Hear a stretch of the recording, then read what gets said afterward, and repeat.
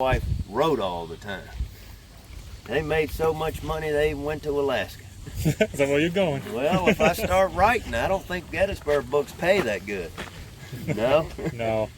I've talked to a couple of them. Markup in it. I'm thinking about writing about werewolves. There you go. Zombies. And yeah, some kind of, I'm gonna get a book with a cover on that's got a chiseled man with the shirt off with a big tattoo sleeve on it. That seems to sell well too, whatever's in that book. I don't get it, but it sells. All right, so we're gonna cover Davis's Brigade today, and I've only done this tour once, and I think it's already posted somewhere, isn't it? Probably. Stuff Rider. It was it Stuff Rider? No, I don't know who the mysterious Stuff Rider is.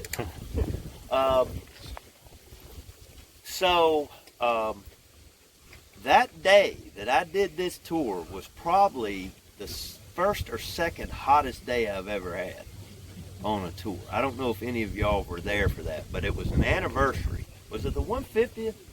It may have been. It was last year's, I think, because I missed it. No, it wasn't that soon ago. But I had to do the entire tour from that tree line, and we just basically marched across, and I still had 2 or 3 youth. I think they were reenactors that were out here. They fell out on me in the middle of the tour, you know, because it's too hot to be out there in that dress. Maybe they were reenacting cowards. Maybe they were reenacting the other brigade over here, right? Sir, there are no cowards in Davis's brigade. Not from Mississippi. Need I remind you folks that General Lee's major error at the Battle of Gettysburg was not placing Davis, Posey, and Barksdale's brigades where he placed the Virginia. We would have certainly had a different outcome to this. You can save the complaint letters, I know. I'm just joking. Right? How many Virginians does it take to change a light bulb? Go on. 6. 1 to change the light bulb, and 5 to tell you how good the old one was. I thought it was funny. Now, we won't point out that you're on the wrong side, so I won't point that out. I'm just saying. No? All right. So what we're going to do is I'm going to set up the battle. I'll set up Joe Davis. If you don't know what we're doing today, it's going to be Joe Davis's Mississippi and North Carolina Brigade on July 3rd. So the trick is going to be, ladies and gentlemen, is we're going to be walking through here. I'm probably going to just follow this fence line that is down through there. And it's going to take us right toward that white barn. That's where we're going to end up going. All right? So I'll get more into the terrain once we get out there. But what I'm looking at right now is, which I hope I'm mistaken, is I think that's cucklebirds, but maybe I'm mistaken about that. Maybe that's soybeans I'm looking at. But we may be into it. If you've got shorts on, I would suggest getting at the back and let the people in front tramp it down. All right, so let's talk about old Joe Davis here.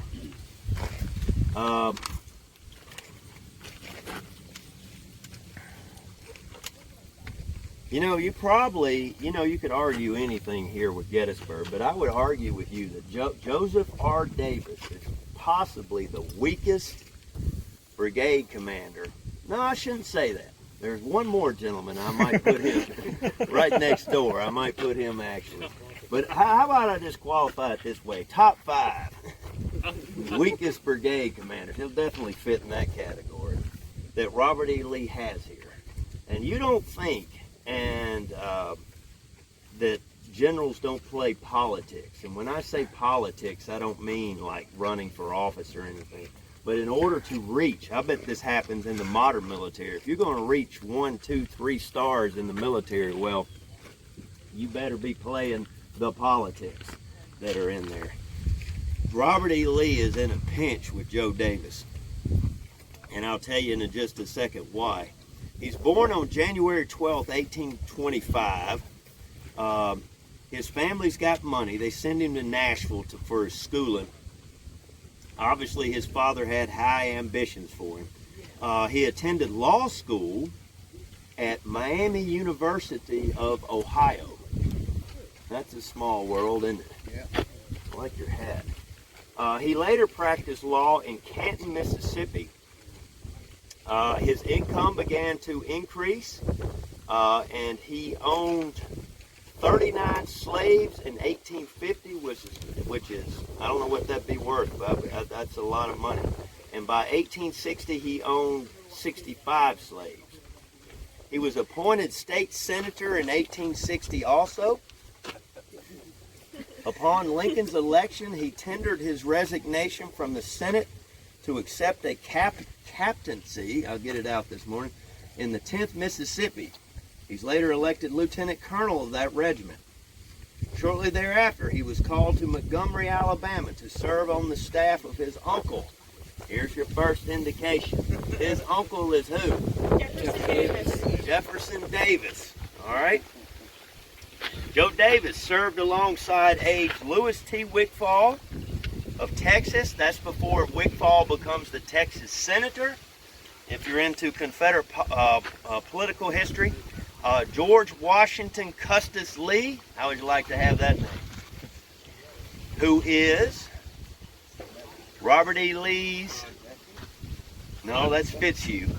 This is his eldest son. And later he also served with the son of General Albert Sidney Johnson. His name was Preston. He writes the biography of Albert Sidney Johnson, which is good. I mean, it's good to have a family member. They got insight, but family members usually don't say anything bad either, do they? But we're not talking about Shiloh. Joe's duties were mostly the duties of a private secretary and not a military advisor. He does accompany, for trivia's sake, he does accompany his uncle to the battlefield of Manassas, that's First Manassas, and saw firsthand there, for the first time, the horrors of war. I believe it's Mary Chestnut writes this, or some of these, but what she writes in her diary about encountering Joe Davis is that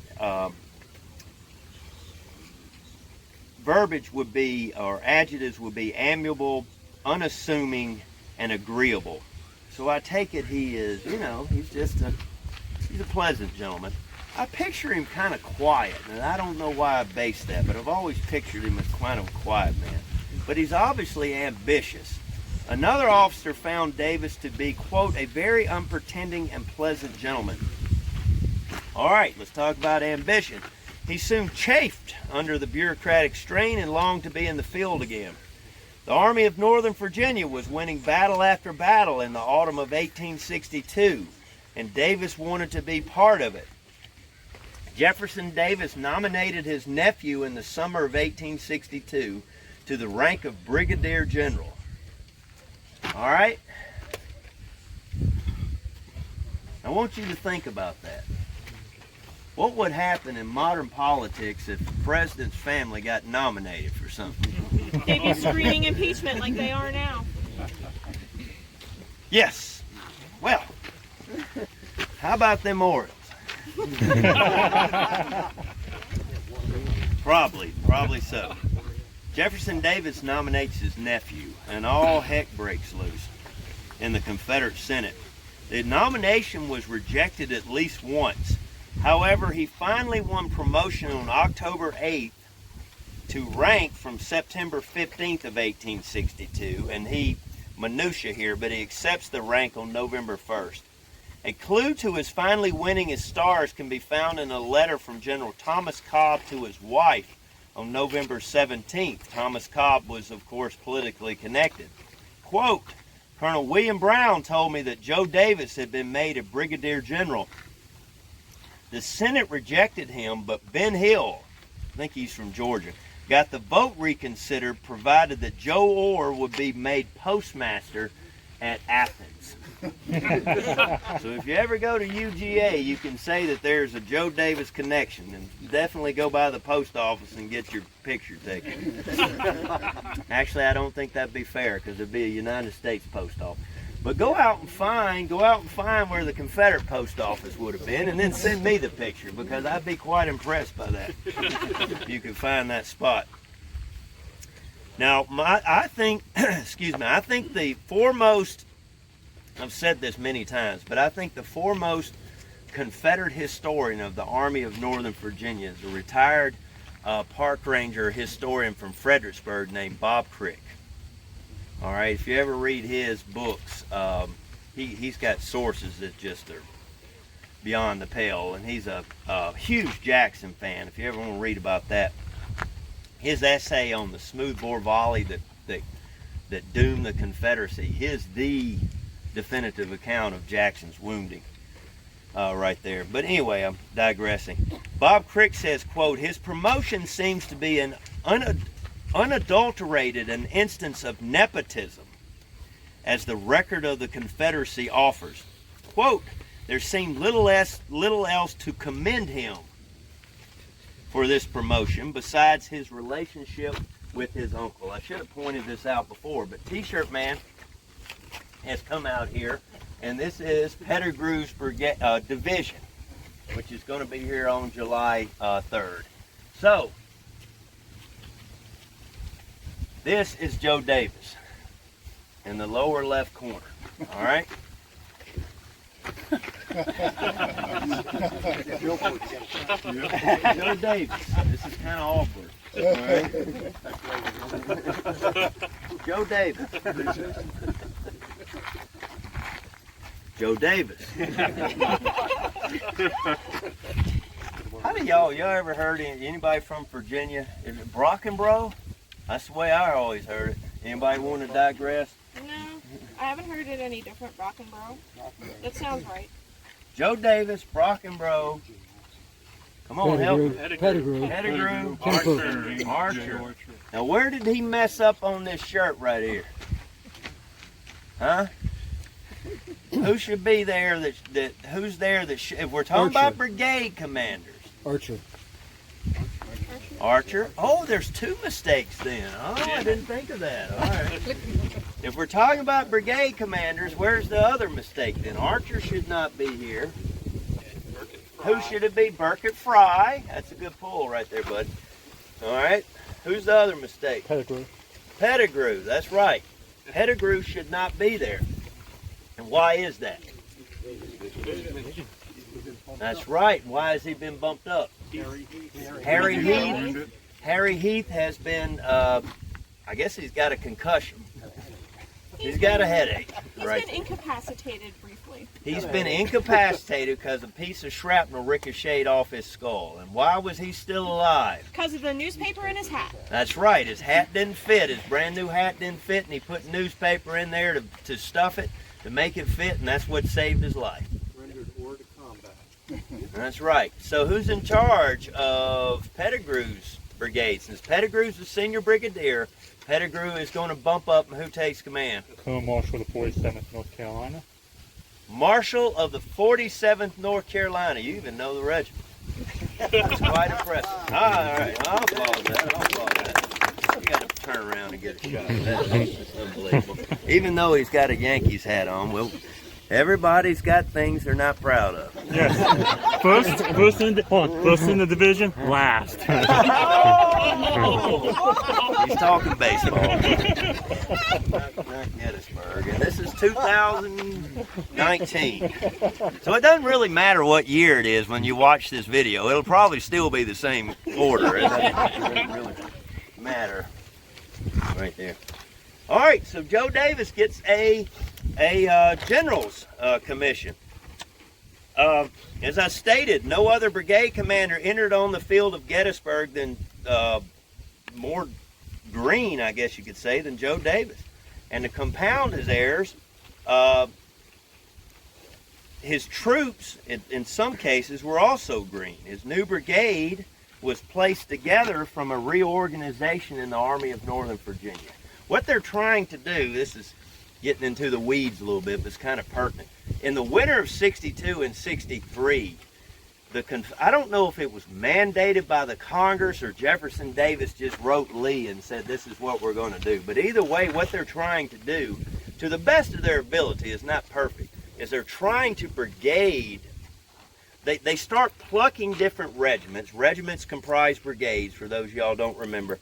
And they're trying to get brigades that are consistently from one state. Before the winter of 62 and 63, like if you go to Antietam, you're going to see like Georgia and North Carolina all in the same, they're all, Mississippi in there too, they're all just jumbled up. In the winter, they start trying to sort them out. And so Davis's brigade is one of these new brigades that's cherry-picked. All right, and these are the regiments that are going to comprise those brigades. The 42nd Mississippi had recently been raised in May and not seen any combat. Their colonel, Hugh Reed Miller, had seen prior combat, though, in the 2nd Mississippi. So they took him from a veteran regiment, put him in charge of this. He probably wanted a promotion, obviously.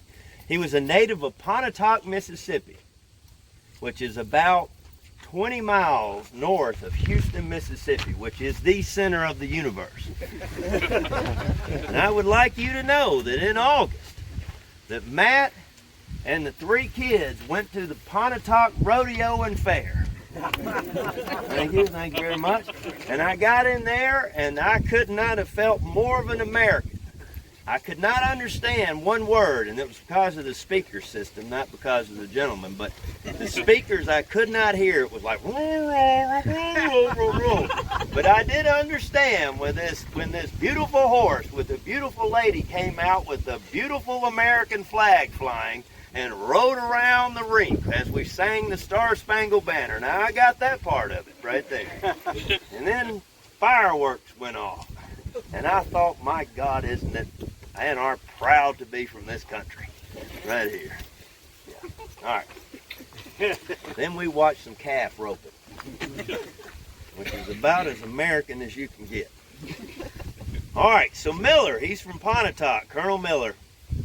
He was elected to the Mississippi Secession Convention and became a member of the Committee of 15 to prepare an ordinance of secession.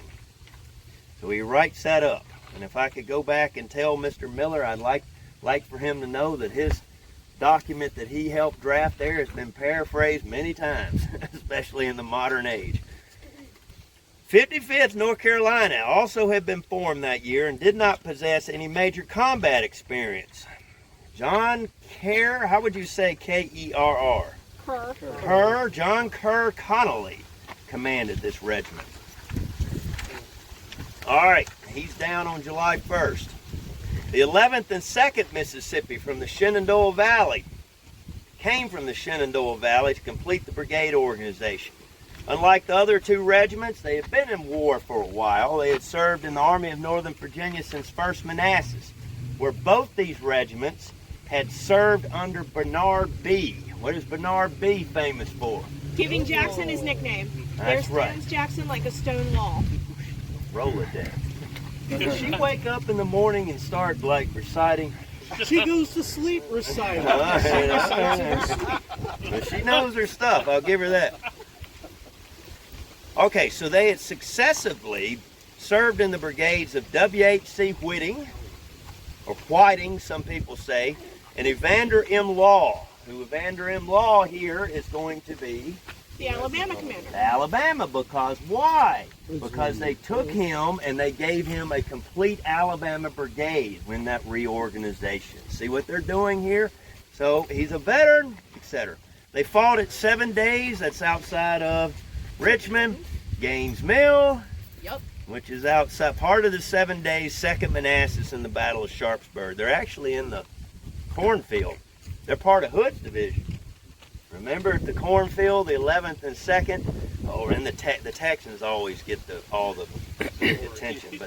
But there is another brigade, it's Georgians and Mississippians. And why was Hood's division so angry when they went in the cornfield? They didn't have their breakfast. That's right. They did not have their breakfast. You do not interrupt Mississippians from having their breakfast. All right, we were just talking about this gentleman. The 2nd Mississippi's previous commander, talking about this regiment, was none other than Colonel William C. Faulkner, who was the great-grandfather of William Faulkner. If you don't know who William Faulkner is, and you've always wanted to see what a run-on looks like, and you can read William Faulkner. Read one of his books. If you write, all Faulkner said, I never could read Faulkner. I don't read a lot of fiction. I should qualify it that way. But if the thing I get out of writing is if you write weird enough, you become famous. And he is the king of commas. Yes. Faulkner was gone by this time, though. I mean, his grandfather. And John M. Stone commanded on this field. If you don't know who John M. Stone is, you've probably never heard of him. But in post-war Mississippi, this guy is like relevant, and he gets no attention. He probably needs a biography, hint, hint. For the grad student out there looking to do something, John M. Stone from there. He's later the governor of Mississippi. But to show you what esteem he's held in, I have heard, I need to verify this, that the state of Mississippi's Confederate monument, the state's Confederate monument, the Confederate figure, the soldier on top of that monument, is based on John M. Stone. I don't know how much of a better they liked him. All right, so he's got some experience. The 11th Mississippi was the only regiment of the brigade not engaged on July 1st. They were back at, I believe, Chambersburg guarding the wagon trains.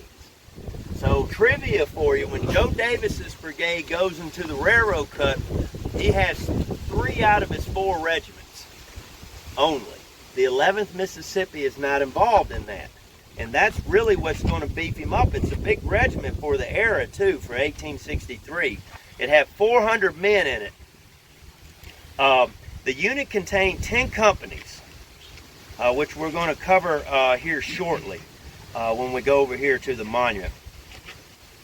The 4 regiments that comprised the brigade began to assemble in November at Richmond.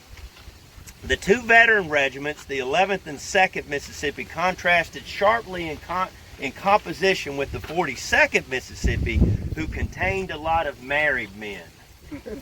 Why? Have you noticed that? The number is higher, obviously, for the 42nd Mississippi. Well, what does that tell you? They didn't start with the 42nd Regiment in 1861. They worked their way up to the 42nd Regiment.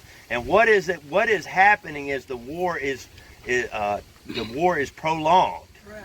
The draft is happening, and your ages and what would you say it? Demographics are changing also. You take single men in the beginning of the war, usually in their 20s. By 1862, you're moving on up on both ways, and you take married men. So that's what's happening. The 55th North Carolina hardly contained a man over 30. Neither the 42nd or the 55th, the 2 Green regiments, had been in any significant combat before July 1st. In other words, the brigade entered this battle under a neophyte commander, Joe Davis, with half their troops relatively green, and 3/4 of the brigade, 3 out of the 4 regiments, already bloodied from the first day of the battle. Now, to rehash briefly, first day of the battle, the neophyte Joe Davis started the battle by routing Cutler's brigade. If you don't know all this minutia, you start at the driving tour and you go across stop 1, and then you go through that red light and you cross that bridge that's over the modern day railroad, and Cutler's brigade would be, after you cross that modern bridge, would be right there before you reach the T in the road to take a left toward the peace light. So anyway, Davis's brigade starts out great. They rout Cutler's brigade, but he soon loses control of his troops. I don't know where he was. This is going to be a constant theme throughout this tour. And a subsequent Union counterattack toward the railroad cut cost the brigade approximately 232 captured, at least according to one source. In other words, they rout the brigade, they come back in here, they start, if they're heading this direction, they rout the Yankees, and they start getting shot at from over here. They pivot, they go over into the railroad cut, and they are counterattacked, and they get trapped. That great defensive position becomes basically a trap for them. All right, adding the killed and wounded, the 3 regiments probably lost, I don't know, this is the I'll explain in a minute, but I have here 54% casualty rate. That's killed, wounded, and captured. Now, that's not all killed on day 1. Well, what does that tell you? If a unit goes through something like that, a 50% loss, should they have been included in this assault? Nope. No, they should not have been included in the assault. It should not have happened. The problem with me giving you, before you ask me these questions, how strong they were, etc., the problem with giving you any of these numbers is that the Confederates, and the Union for that matter, compile their losses for the battle. They don't compile their losses per day. They compile them for all 3 days. And so if you keep that in mind, there's really no way of knowing to a T how much they lost on the first day compared to the 3rd day. But nevertheless, I'm telling you, it's bad. The 2nd Mississippi, I read one time, in order to fill out the ranks, are making the stretcher bearers and the cooks and the musicians take a musket and step into the ranks. These are normally not men that you would put a musket in their hands. Are they dangerous with it? No, that's the whole problem. That's why you don't give them a musket, okay? That doesn't mean they didn't serve a purpose, but some men can just take it a little more. So, everybody's got a role in life. And suddenly they're thrust in a role they're probably not best suited for. But that should be a great indication how thin these ranks are going on. Any questions so far? Was their 3rd regiment included then on the 3rd day?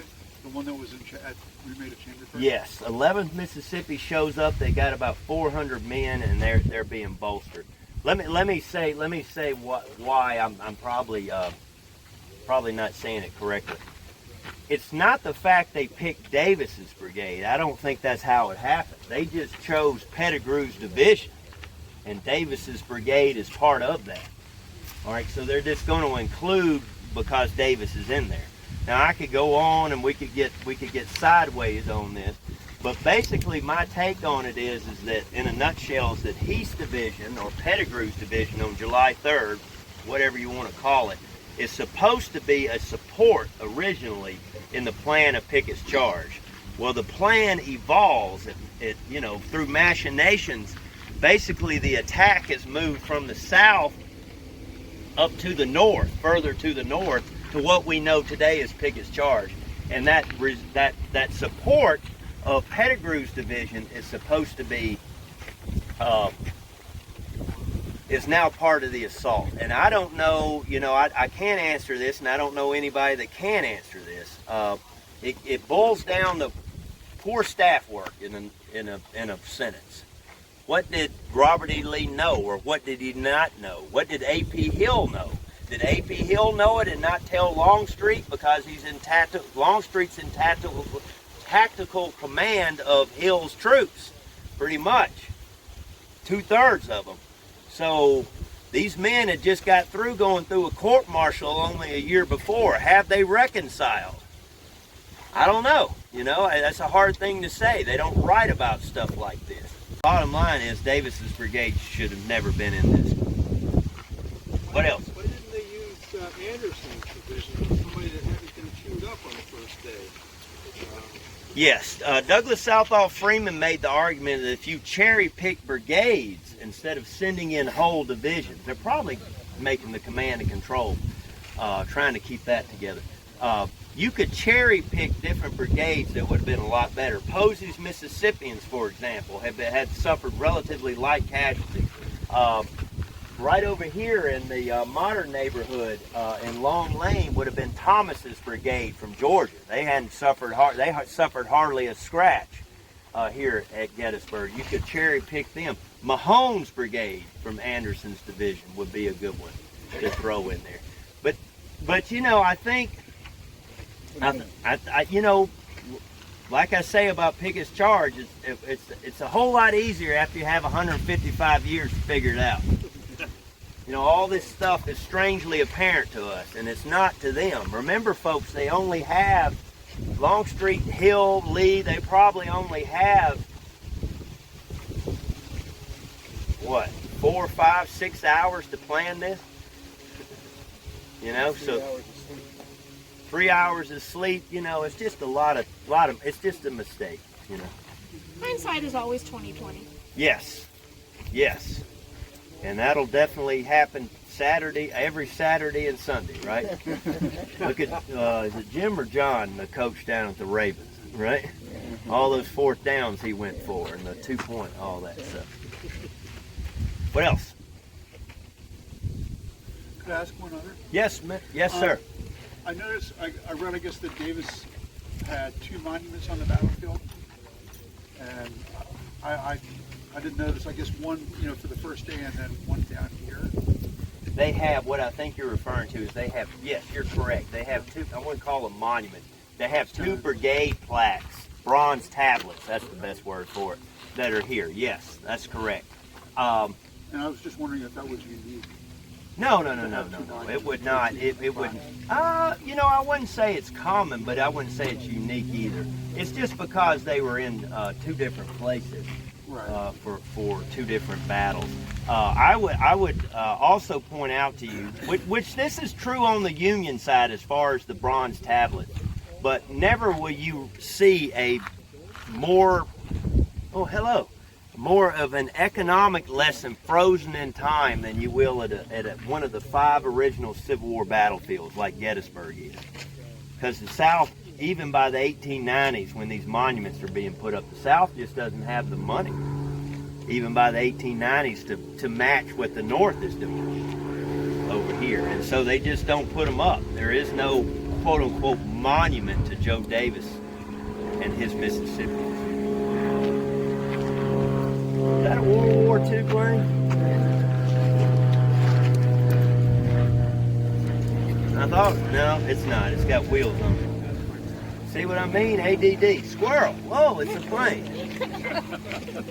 I bet Robert E. Lee would love to have that. Him and Longstreet could go flying, you know. Actual air support? Air support. I like it. Shoot. A pair of walkie-talkies would have changed the entire tide of the battle. That could have been. Could you say something about A.P. Hill and what, if he did anything in the preparation for the attack, or was he? Okay, so the question is, what did A.P. Hill do on July 3rd? That's an interesting question. If you go online, I tried to write a paper. I did write a paper, but I tried to determine what A.P. Hill was doing during the Battle of Gettysburg. And the problem, the crux of the argument is, between the 2 men of Longstreet and Hill, what was their perceptions? And there could have been, they could have been on the same page. I should start there. They could have been on 2 different pages. But for example, when Lee says, okay, Longstreet, you're in command of Pickett's Charge, what will become known as Pickett's Charge. You're in command of this assault, General.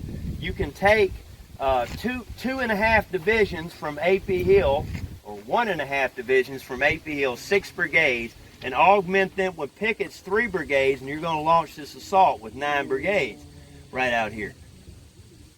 I'm getting in the weeds, but did that mean that the troops were under the control of A.P. Hill until they stepped off, or were they from that moment under the command of James Longstreet? Did Hill think that he didn't have to worry about it anymore because these were Longstreet's men now, or did Longstreet think that Hill was taking care of this stuff? I mean, there's a whole lot of questions that we just don't know about that. If you get online, I should have finished that statement earlier. I forget what I named the article. But if you look up my name up there, or look up Gettysburg, this would be better, Gettysburg Park Symposium. papers or something. We always usually write a paper for a symposium we have every 2-3 years. And if you look at that symposium, I wrote an article in the latest one about A.P. Hill. And the only, getting ahead of the curve here, but A.P. Hill, physically speaking, at the end of Pickett's charge, was undoubtedly over here by the old, or the, I should say, compared to the Civil War, the modern National Guard Armory. That's where he was positioned. That's the only sighting we have of him on July 3rd. And they said he was just like, a little bit too much Botox, you know? Not funny? Okay. Botox. What else we got? That is not, let me chase rabbits here. That gray, I keep looking over y'all's shoulder. That's not rain in the distance, is it? Not supposed to. Don't look like it. All right, what we're going to do, ladies and gentlemen, my object here today is once we start the hike, this is not something that I'm going to, delay or wear y'all out. It's more about the experience of walking a part of the field that most of us never walk. That's what my aim is. That's my goal here today. But I want to go back here as a brief aside, since we're not spending that much time coming across the field, starting and stopping on the field. I want to take a small little walk, and please be careful crossing the road. We're going to go over here to, I think, is our newest monument, or is it here? And we're going to step over to the 11th Mississippi Monument. I'm going to tell you a story right there that we don't tell a lot. Get my paper ready.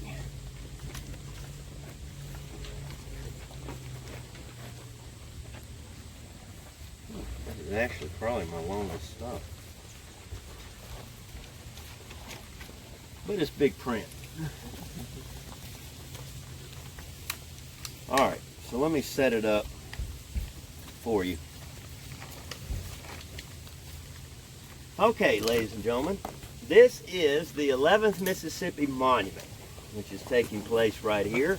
And if my calculations are correct, I believe it was put up after Maryland. I believe it went in that order. The state of Maryland's monument went up, and then the 11th Mississippi. This thing was put up in 2000, I believe, or 99 at the earliest. I forget, but I was here for that dedication. I have programs from it somewhere. Now, the 11th Mississippi is going to garner all this attention, and you should know by now that a bronze statue in the modern age, and probably not back then either, is not a cheap undertaking right there. So how did they get all this money? If you come around here and you look at the signs, which are right here, you can see that the regiment's companies are located, or listed, I should say, on this tablet, on this bronze tablet.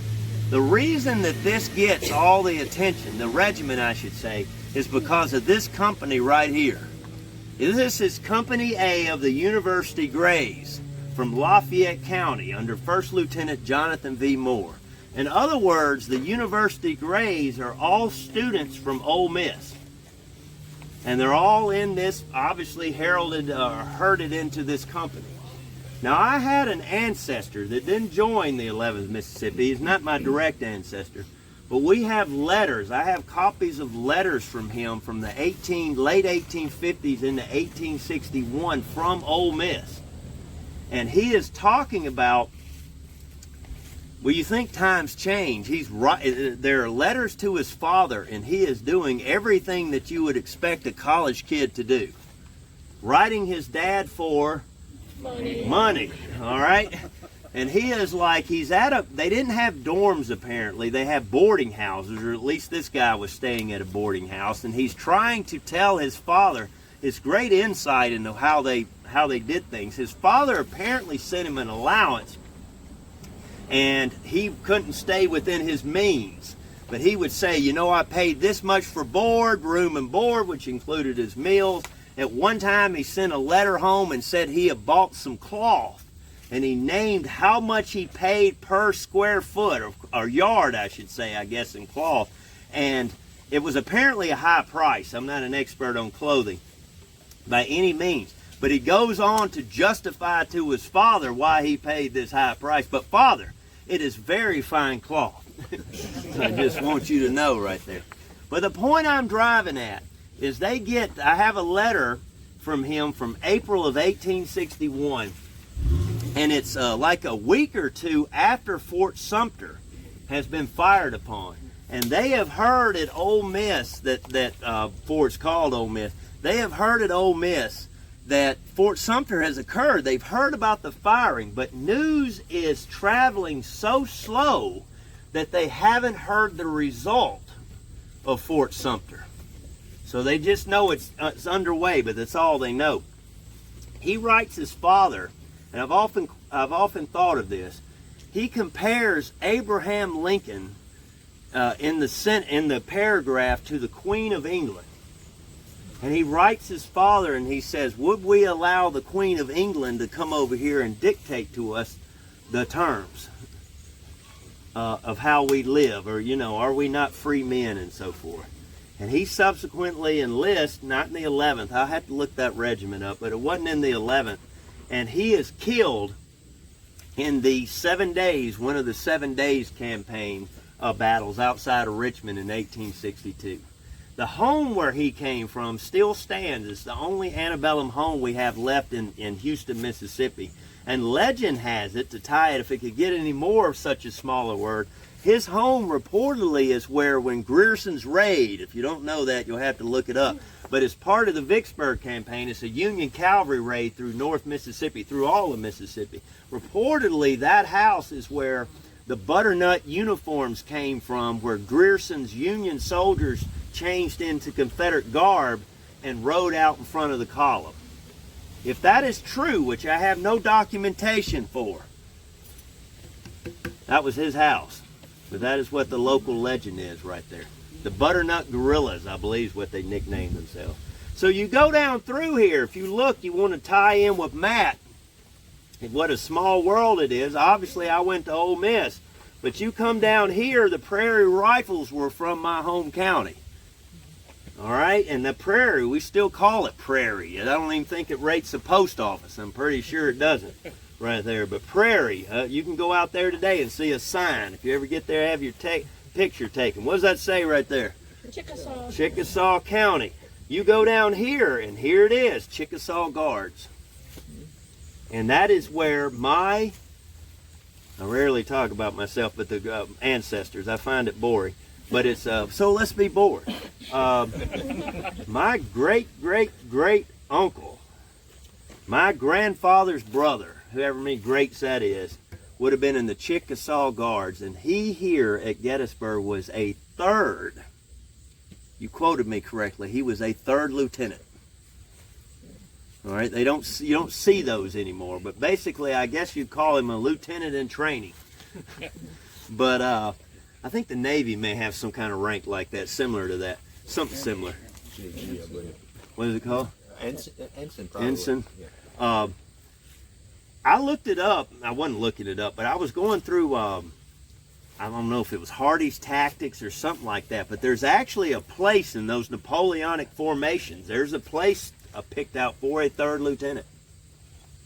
Right here.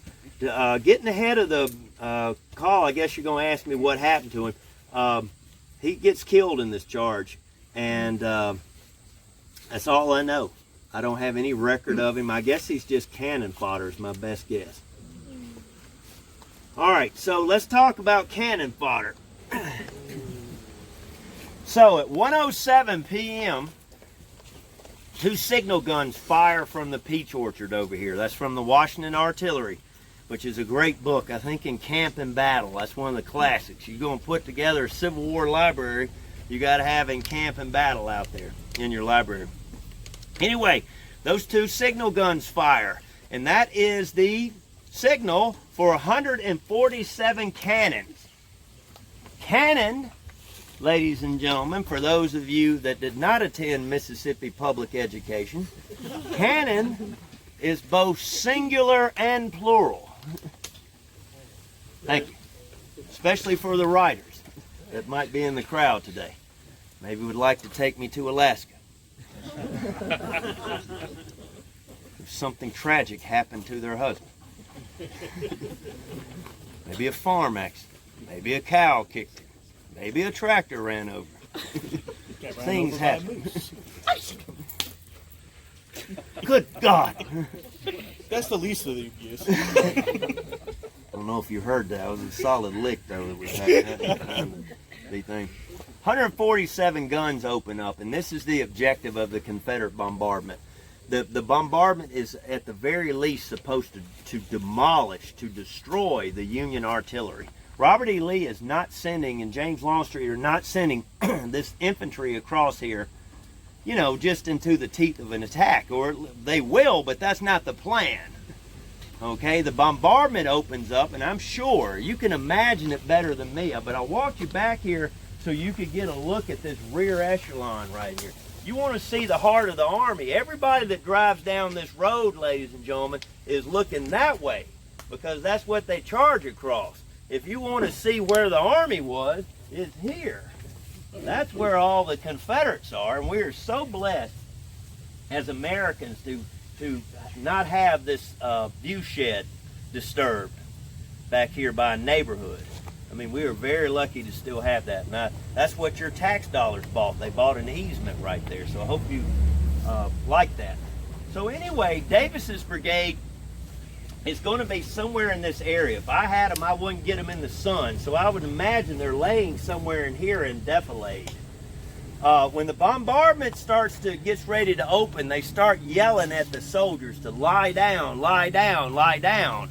And so Posey's Mississippians would be somewhere in here in this area. Mahone's Virginians, they would be up front the way I view it. If you look at the Batchelder maps, which are very crude, they're not 100% accurate, but they're very detailed, nevertheless. He should know. But they've got another Confederate infantry line in front of them.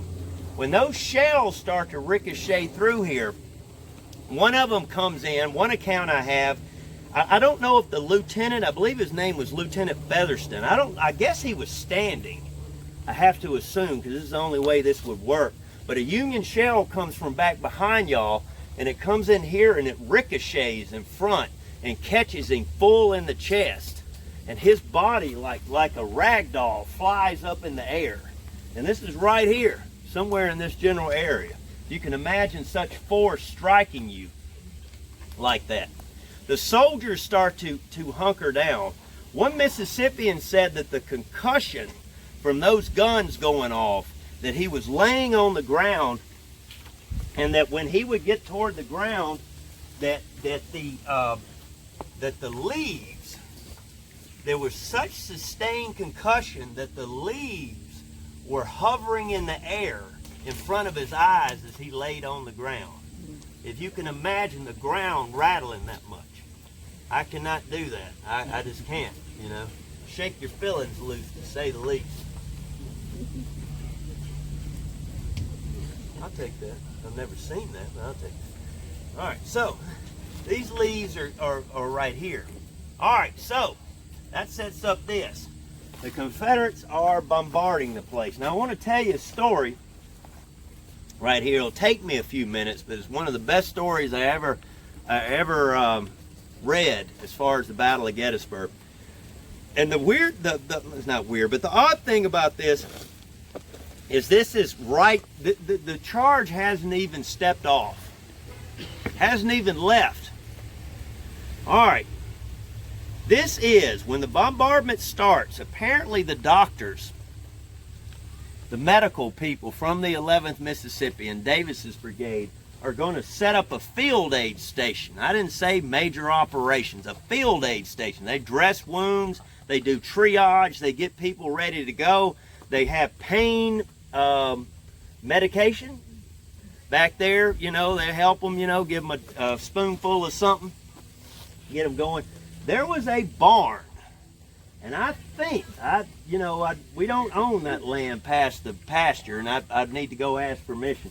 But there, I think, if I'm looking through the pasture correctly, that bank barn embankment is right beyond that fence line. Now, I may be wrong. It may be right over there in the woods. right there. But I think that barn I'm about to tell you about is right there along that fence line. Is my best guess. Right through here. All right, let's make a great shot right here. All right. This is the doctor writing that's in that barn. Early on the morning of July 3rd, I selected the nearest possible cover for wounded behind a raised roadway about 2½ feet high, constructed to allow wagons to be driven in upon the lower floor of a barn and unloaded. It would help if you had the next page ready. Right there. Fortunately, it ran parallel with the Federal batteries opposite and the crest of the ridge for about 30 yards. I went up to my little first aid hospital behind the barn road embankment, and under its cover seated myself for business. Presently the wounded began to come in crouchingly, for many were killed and wounded before the charge began. Most people don't know that. The first to arrive, borne on a litter, was a princely fellow and a favored son of the 11th Mississippi. I saw in an instant a condition of terrible shock. Keeping everybody close to the ground, I turned to him and he pointed to his left arm. I quickly exposed it, probably cut it off, and found that a cannonball had nearly torn it away between the elbow and the shoulder. I made some encouraging remark when he smiled and he said, quote, "Why, doctor, there is nothing. That is nothing. Here is where I am really hurt." And he laid back the blanket. Anybody driving a white Chevy? And he laid back the blanket and exposed the lower abdomen, torn from left to right by a cannon shot, largely carrying away the bladder, much intestine, and a third of the right half of the pelvis. But in both wounds, so grinding and twisting the tissues that there were no hemorrhage. He's not bleeding out.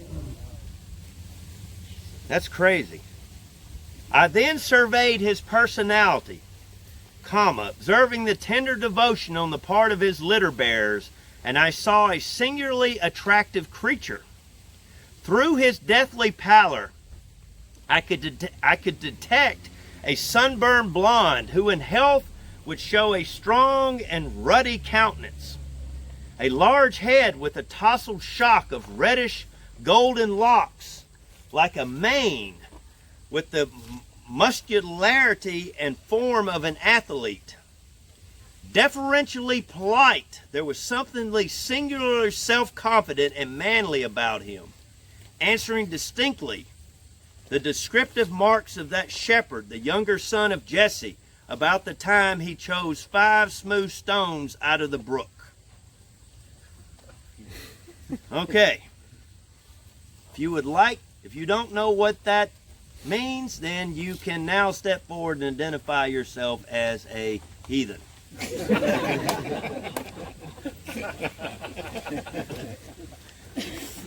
Without the slightest change of voice, check this guy out. Without the slightest change of voice, he asked, "Doctor, how long have I to live?" I replied, "A very few hours."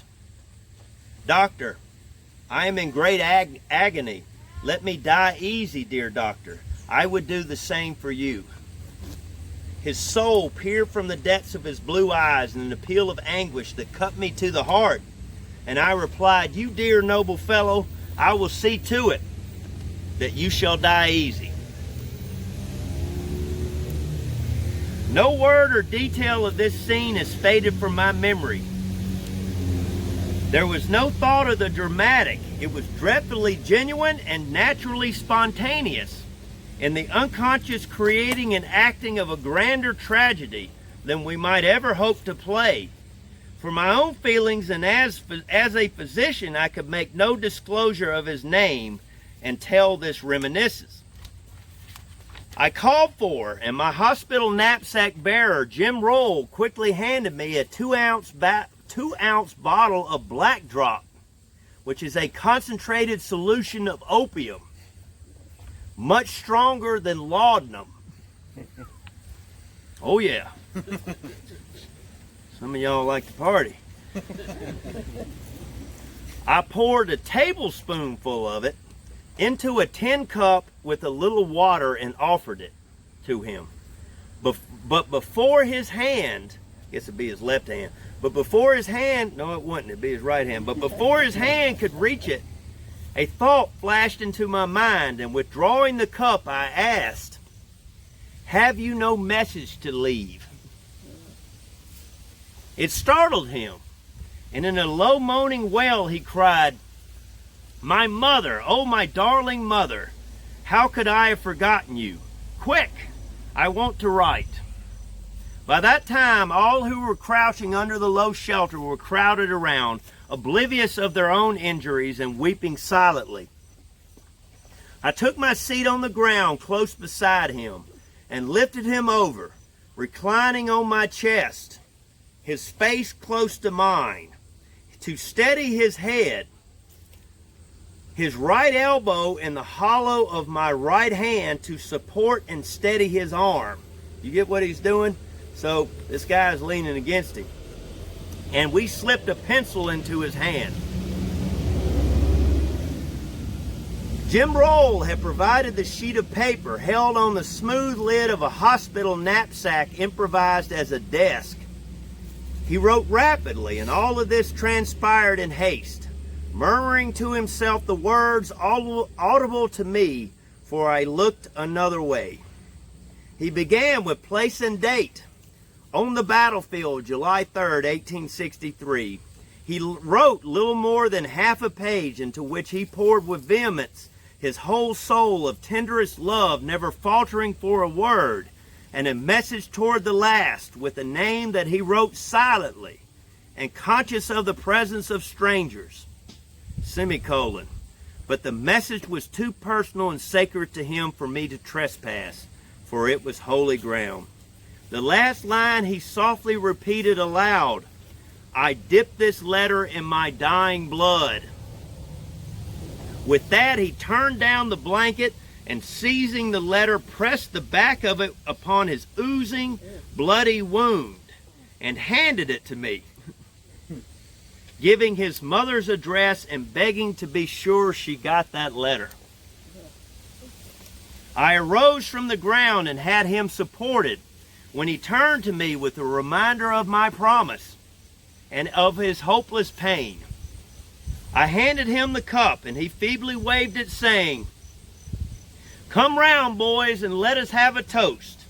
I do not invite you to drink with me, but I drink the toast to you, and to the Southern Confederacy, and to victory." And he grabbed it to the last drop, returning the cup, saying, "I thank you." We laid him back down on some improvised soft headrest, and I rushed off to work among the wounded. In about an hour, passing hastily, I lifted the cover from his face to find him sleeping painlessly. 3 hours later, as the tide of battle turned and the Southern Confederacy had touched its highest watermark and ebb tide began, I passed again and laid aside the cover from his face to find that the spirit of our reincarnated Sir Galahad had taken its flight in triumphal ascension to him who instituted and consecrated the Holy Grail. Oh, the excruciating pathos and very agony of the glory! Exclamation mark. His death surpassed in tenderness of love and philosophical resignation and courage and willing sacrifice of self, if it were possible, even that of Socrates. Now listen to this.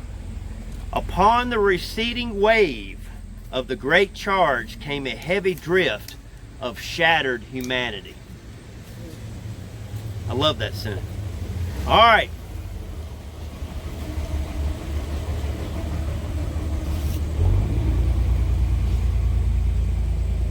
The gentleman's name was Jeremiah Gage. And the surgeon that wrote this did not reveal his name in this article. But subsequently, to tie it in with what I just said about the 11th Mississippi and Ole Miss, he was part of Company A. And subsequently, at some point, the descendants, who were obviously still in Mississippi, donated that letter to Ole Miss. They did a few years ago. I haven't looked in a while. But if you look it up, Jeremiah Gage, University of Mississippi, they used to have a high, or still does, a high-resolution image of that letter online. Okay, and you can see the pencil shaking, or the hand shaking. Here it is. Gettysburg, July 3rd. My dear mother, this is the last you may ever hear from me. I have time to tell you that I died like a man. Bear my loss best you can.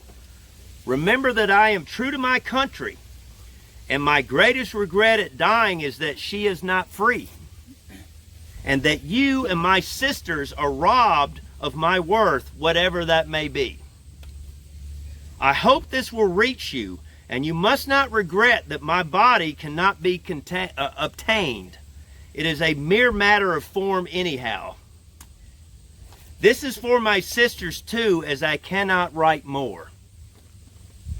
Send my dying release to Miss Mary, ...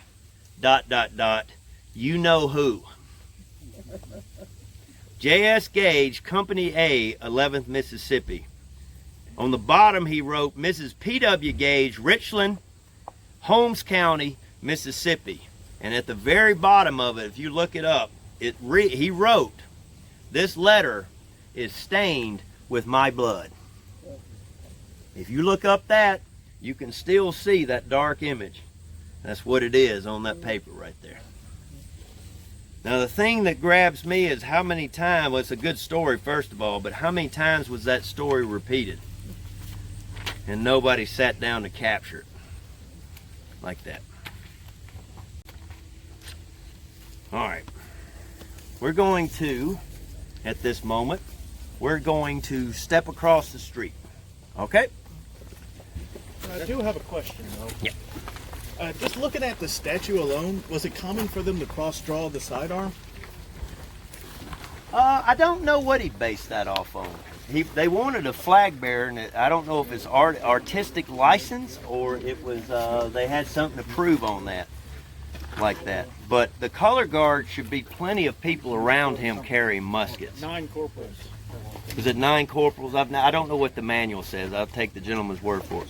But they would have a color guard around him, and their sole purpose is to protect that colors. Me personally, if I had it was in the color guard, which I wouldn't be, because they wouldn't put me up there, I wouldn't tote that piece of iron. It weighs too much. But who knows, to each his own. I'm sure he could find a pistol if he wanted it. It'd be quite prevalent. Yeah, so that would make him left-handed, though. Yeah, it could make him left-handed, unless you watch the movie Josie Wells, and it could be ambidextrous. But He was with a general by the name of Cook that managed to get himself surrounded. I have no idea what's in here. All right, we filming yet? This is random stuff. Oh, look at that. Oh, does that get any better? Look what else is in here I just found. You want to know what a park ranger brings out? Things.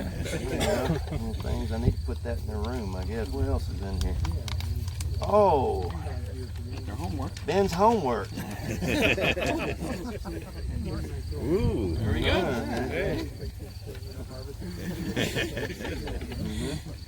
See, aren't you glad you came on this walk?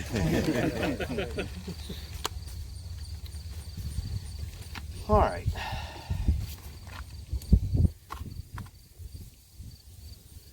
All right.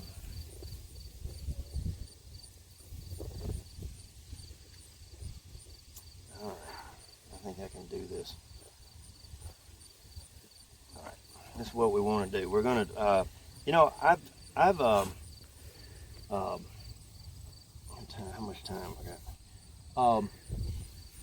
The reason I brought you over here, and this is going to be hard to see on video, but that we're here for y'all, okay, is most people never think about and never realize that this hill, for lack of a better word, this spur off of Seminary Ridge is going to play a big role in Pickett's charge, or at least in Davis Brigade right here. So, if you look behind you, you see that little, what would you call, point of woods right there. And on the other side of that, basically that fence line which is right there is where Fry's Brigade or Archer's Brigade is going to be following. That fence line on the other side of that point of woods would take you all the way to the angle, which is that single tree you see way over there between in the middle of everything. It's tall, kind of looks like a mushroom cloud on the top. That is the angle. So my point is, that fence over there is the right flank of Pettigrew's brigade. And the other side, where I'm sure we could have seen it in 63, off in the distance, you could have seen the two advanced brigades of Pickett's division. That will be Garnett and Kemper.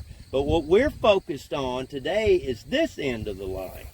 So what I'm trying to point out to you, or trying to get everything together so you can see the big picture right here, is that Davis's brigade was on the other side of this ridge, as I already pointed out.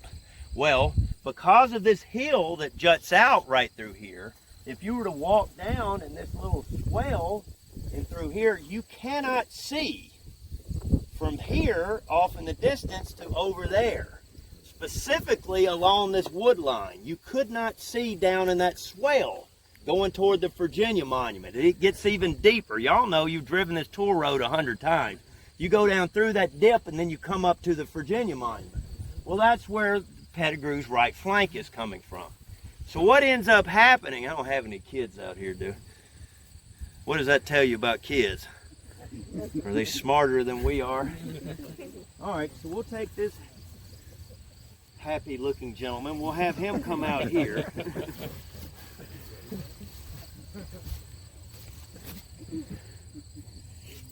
All right, you want to get in? You want to stand by him? I need two other people. Come on, you can get over here. Who else? All right. I don't care, just need a straight line. There you go. All right, so 4 brigades in Pettigrew's division. You have Fry's brigade, which used to be Archer's. That's the right flank. That's that fence line I just pointed out to you. You have Marshall's brigade from the 47th, colonel from the 47th North Carolina. He has been bumped up to brigade command because Pettigrew has been bumped up to division command. Fry, Marshall. Right here, this young lady with this hat on is going to portray to cause mass confusion. Davis's, no, hold the stick, Davis's brigade. This is who we're following right here. And this gentleman, unfortunately, has the great honor of being Brockenbrough's brigade. We're not reenacting so fast. What this points to me, though, and I'm about to show you why I think this, but I think Davis's brigade specifically, I mean, it could have stretched over until the 11th and so forth. And the 11th Mississippi Monument is probably part on, but the 11th may have been slightly further to the north. We could sit here and bicker back and forth, but you know Gettysburg, nothing's ever 100%. So you look at this line up through here, beyond a doubt, what I can tell you is that Fry's brigade and Marshall's brigade are going to step forward first. All right, so you two go on out there a little bit, okay? So you go just a little bit advanced. All right, so they step on out right here. Davis's and Brockenbrough's brigade are not advancing. And Pettigrew, you have to remember, James J. Pettigrew, the division commander, has never been a division commander. You know, and a lot of people think, well, why did you put this inexperienced guy commanding one of the biggest complements of troops in Pickett's charge? Some people argue, you know, it's not that really big a deal. All he's got to do is go straight. So it depends on what viewpoint you're coming from when you do that. But this is my point here in pulling you all, making you walk over to the edge of this hill. Beyond a doubt, Lewis Young, who was an aide to General Pettigrew on July 3rd, wrote that when he was with Pettigrew, remember Pettigrew doesn't survive the campaign, that Pettigrew, when they started out, that these two brigades went out alone. So you want to picture Pickett's charge, you need to picture Confederate brigades, 2 of them at least, advancing in that field, which we've already pointed out to you. So why aren't these 2 brigades advancing? My point is, ladies and gentlemen, it's this hill where the North Carolina monument is. And that points to me that Joe Davis, personally, has got to be somewhere over here because he cannot see what is happening over there. Young, that officer I just referred to, is sent to get Davis. I don't know if Pettigrew was perturbed with Davis or Davis was perturbed with Pettigrew or whatever, but Lewis Young said as he rode up through here, he's probably riding along this tree line, that as he rode up through here, Davis's brigade appeared out of the tree line on cue, that he didn't have to deliver the order, etc. And so that points to me, my best guess, that Davis's brigade is going to be coming through here. Now that brigade front is going to be big. It's going to be long, I should say. All right, so you got to keep that in mind. And I'll read you the order of the regiments, but generally speaking, none of this is 100%. Nobody noted the order of the regiments in Davis's brigade. You can nit and pick and try to get it out, but generally speaking, the 11th Mississippi is known as the left flank of the regiment. And so if that's true, then the rest of the regiment would have to go to the right. When they place the monument, they may have a different order of battle than I do, is the only thing I can guess. But the 11th Mississippi, is what I'm saying, may have been a few hundred yards to the north. Okay, so the big deal is they can't see. Davis's brigade is late. Davis comes out. As I've already said, he's a novice commander.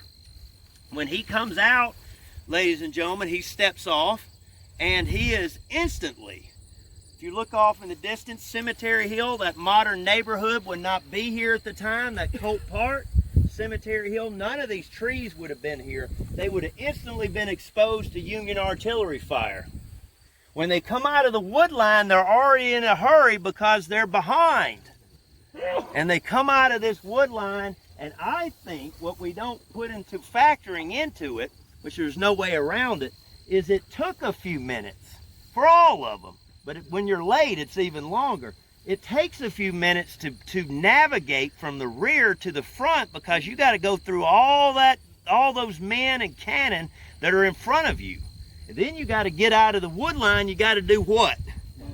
You got to reform your ranks, and all that. When you're aligning that many men, it's going to take time. And Davis, I don't think, is allowing them the time in order to do it, or maybe he doesn't know exactly what to do. But this unit is going to start out through here, and they're going to start coming down into this direction. Okay. Any questions? Those trees about where the Bliss farm was? Yes, the scrub trees which you see, those cedar trees, those scrub trees you see right there is where the barn would have been in that area. I believe there's still some foundation stones there. So the Bliss farm, but remember, sir, the Bliss farm would have been on fire by then. I suppose it would have burnt to the ground. Probably by then. You know, the Union command, I'm not an expert on the Bliss farm. Whenever I think of the Bliss farm, I think of Woody Christ. Spell Christ if you're looking for the book, but he wrote a book on the Bliss farm. So did John Archer too. He was a fine fellow. He was one of the licensed guides. I've missed him since he passed away. Jovial fella. All right, so dry humor, dry. All right. They're going to come out through here. Any other questions? All right, so what my problem is, ladies and gentlemen, is I don't want to drag you through this soybean patch for the next 0.6 of a mile, okay? So my best bet, ladies and gentlemen, is we're going to swing over, which we will pick up Davis's advance, okay? But what we're going to do is I'm going to swing over. We're going to cut catty corner. I am going to take you through some soybeans. I don't know how to get around it, but it'd save us a lot of steps. We're going to make catty corner over to where you see that gap in the fence over there. And we're going to pick it up because that's where maintenance keeps these fence rows mowed. And we'd have an easier time, make it about the easiest time I can get you going across the field, all right? We'll form up over there and we'll look up, make it however you want, and we'll look back to where we just came from. It'll give you another angle of what Davis is up against, okay? Wait on this last couple.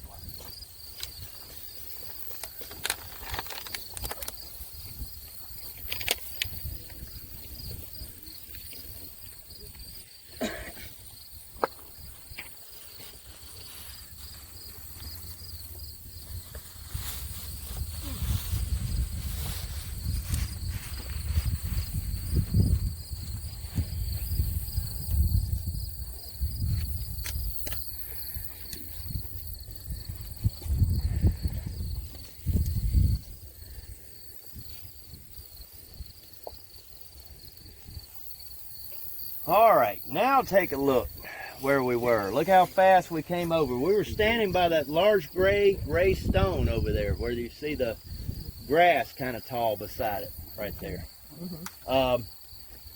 And now you can see kind of the defilade. Might be even more important, maybe I'm pointing out the wrong area. If you look behind you, you can really see a defilade if you want to see why the Confederates couldn't be seen. But regardless, beyond a doubt, Davis's brigade is going to be laid out of the woods. They come rushing out. Captain Young, Lewis Young, returned to Pettigrew, and he said Davis's brigade is underway. Remember, that was what he was ordered to do, to go fetch Davis. He returns to Pettigrew, and he asked the general, the division commander, whether he should go fetch Brockenbrough, which is the next brigade on the left, the Confederate left of Davis. And Pettigrew then responded that the Virginians, quote, might follow, and if it failed to do so, it would not matter. Now, these Virginians are not to be mistaken with the men from Pigot's division. That's, for people starting out studying the battle, that's a common mistake here. Brockenbrough's brigade was part of a A.P. Hill's Corps. They're Virginians too, but they basically were comprised of at least one unit that didn't want to be there. One had been converted into a heavy artillery unit, from heavy artillery into infantry, and the others, I don't know if their terms have expired, etc., but they definitely didn't like Brockenbrough. I don't know if they disliked him or they just didn't trust him. I guess that's two different things to say right there. But the main point is Pettigrew has 4 brigades. And already, ladies and gentlemen, one of them is out of the assault or is not coming forward. Pettigrew is not worried about it. We'll see if they can get it going in just a minute. All right, so Fry and Marshall are already advancing, those 2 brigades on the right. Do you remember the gentleman with the skull? All right. And the other gentleman in the green shirt, that is Fry and Marshall.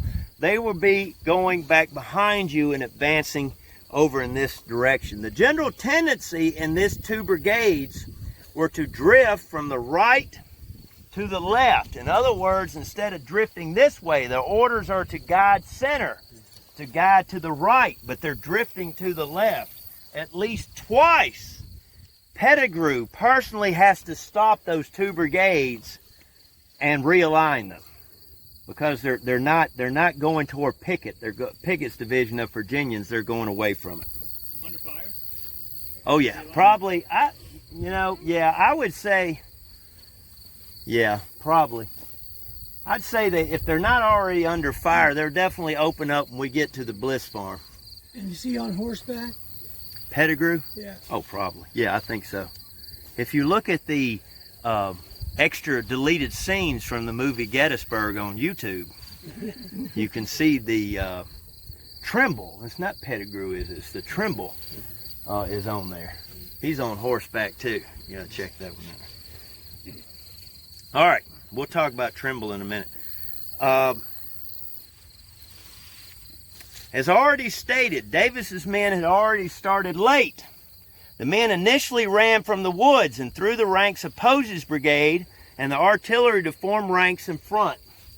The brigade alignment is up to some conjecture, as I said, but the most common has the 11th Mississippi on the left, followed by the 42nd Mississippi, followed by the 2nd Mississippi, followed by the 55th North Carolina on the right. Coming forward. I don't know if he did that intentionally. I don't want to give Davis too much credit, but that's probably just random. Davis never seemed to have a good overall command of his brigade. His brigade line soon caught Marshall, though, but the North Carolinians were moving at the right oblique. Let's step forward. Let's go forward a few yards, and I want to so I can get a better view. Y'all can get a better view of this field, and I'll show you what's happening to Davis's brigade with as far as the alignment with the rest of Pettigrew. You know what they used to say in the Green Mile, right? Dead man walking.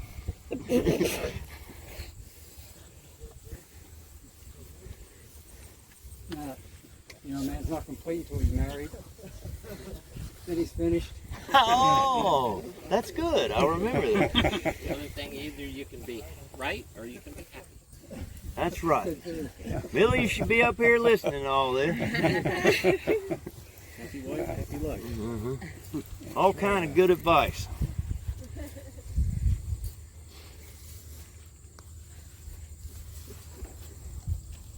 Bob, do you see she's here? All right. Where was I? All right. Let's see. Can I get those? I'm gonna have you swing around over here. Can I get those 4 individuals? You two, Weird Man, and who was the other? Oh, okay. Right, get back in line. All right. So y'all about face. That's what I'm trying to do. Y'all face this way. Y'all come on up. They won't hurt you. He won't hurt you. Let's ask, does anybody want to know the name of the stick? You'd like to know? Does the stick have a name? What is it? Gene. Nice to meet you, Ladies Gene. and gentlemen, this is Gene. Say hi, Gene. Hi, Gene. Get it? Right there. We need to get in line. Sorry. Okay, here we are. Here I am falling. All right. Okay, so these 2 brigades, you 2 step forward again, just like you did a while ago. The problem is, as I told you earlier, a lot of problems out here on the field, is Pettigrew is not having an easy time going in a straight line. For one thing, as I already told you, his line, for whatever reason, I imagine because it's sloped. If that was my best guess, or maybe they're getting less fire from over here, might be another guess. But either way, the line, these 2 brigades, Fry and Marshall, are tending to drift this way. Okay, so Pettigrew wants them to guide this way. That's a problem because I have to stand right here. If this gentleman is if this gentleman is Pickett's division, they want him to connect. Well, they already got a problem there because Pickett's division is already probably punching it in by the time they're even getting to the road. Why? Because the Virginians had a lot shorter distance, at least the front ranks did, the 2 front brigades than Pettigrew did. That is a big oversight by the planners, Longstreet, Lee, and Hill, whoever's involved there. All right, Pettigrew should have gone first. But once again, I got 150 years to figure all this stuff out. Now, when Davis's brigade comes out, he should be drifting or coming up and drifting to the right because you want them to connect again, this happy couple right here. There you go. All right, come back to where you were. All right, so what ends up happening, though, is Pettigrew instantly, well not instantly, but in the charge in order to connect with Pickett's division over here, had these two brigades moving at a right oblique. Okay, I don't think it'll show up too well on film. I mean with the line, so let me try to do it. A left oblique, a right oblique is all the same, just depends on what direction you're going. Basically, if this is a straight line right here, an oblique is 45 degrees. So what does that do for you? You don't turn at 90 degrees and march sideways because you're not going forward. An oblique allows you to go forward and sideways at the same time. So Pettigrew is obliquing them, so in other words, you two take a 45-degree angle. All right, what are they doing from Davis? Are they moving toward Davis or away from Davis? Away. They're moving away because of the oblique that is happening here. All right, and so Davis is coming out. Look behind you. Davis is coming through here. He's probably, maybe his right flank is in this general area, right through here. And he's coming down the swell, and he should be obliquing too, but right over here, the rest of the line is pivoting away from him. Make sense? We on the same page? This is probably, Davis is in a pinch at this point. So what this has done, let me get you to back up a little bit. What this has done, ladies and gentlemen, what I'm driving at, is this has made Davis's brigade basically out here by himself.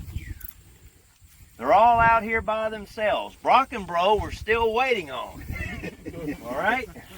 Davis's brigade is out here, and these two brigades are so far advanced that they're not connected. All right. Not much for waving. Quiet, man, but don't you go messing with it. All right. True fan right here. Okay. Pettigrew's aide. I hate to say this. It makes me wince, especially being from my home state. Pettigrew's aide, Lewis Young, thought that this caused, that because Davis had halted the brigade to dress the line, I imagine it was right back before or right after the Bliss Farm.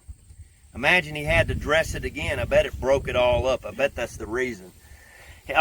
Davis had to halt the brigade to dress the line and then rush forward even faster for his command to attempt to catch up. Pettigrew's aide, Lewis Young, thought that this caused Davis' line to huddle. In other words, together, quote, which exposed them to greater loss than should have been. I'll demonstrate in just a second. To Thomas's brigade, which was right here in this general vicinity to your left, over in Long Lane, it appeared that Davis, quote, pushed forward in advance of the general line with too much impetuosity. Davis later reported that numerous fences and obstacles slowed his advance. But probably the truth is the neophyte commander didn't know how to handle his brigade. And the natural inclination of the men to rush forward is going to work against them. All right. Mississippian William Peel recalled the officers admonishing the men to march slow and steady and not break themselves by running. The hurry. To compound the problem, thank you, T-shirt man. To compound the problem, the line is huddling. What does that mean? If you've never been in a reenactment, and when I say a reenactment, I'm not talking about going out with 10 or 20 guys and marching around the field.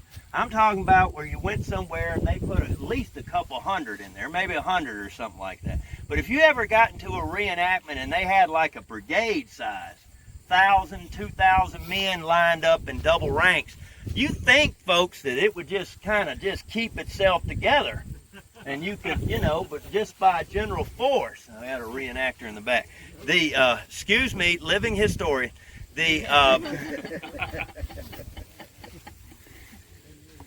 All right, so what ends up happening is, how would you do? I got two big fellas right here. Let's put little me right here. All right, no, stand beside me.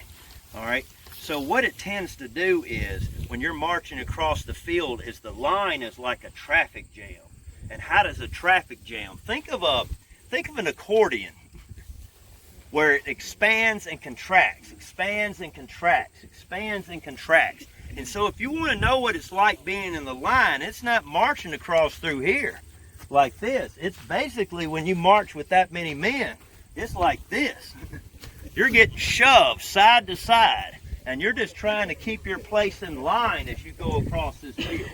What I think they mean by huddling is somewhere in this general vicinity, Davis's line got kinked. And guess what?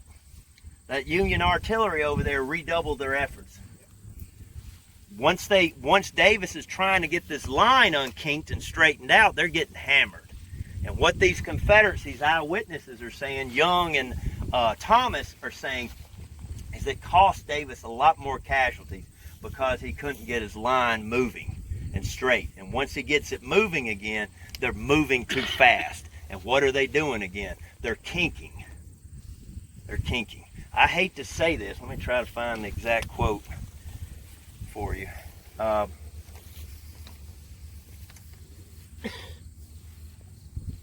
Davis, if you look up his brigade report,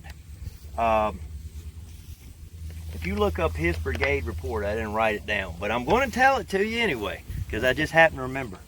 Davis reported that his line had difficulty, but the crowding was alleviated by the Union artillery fire.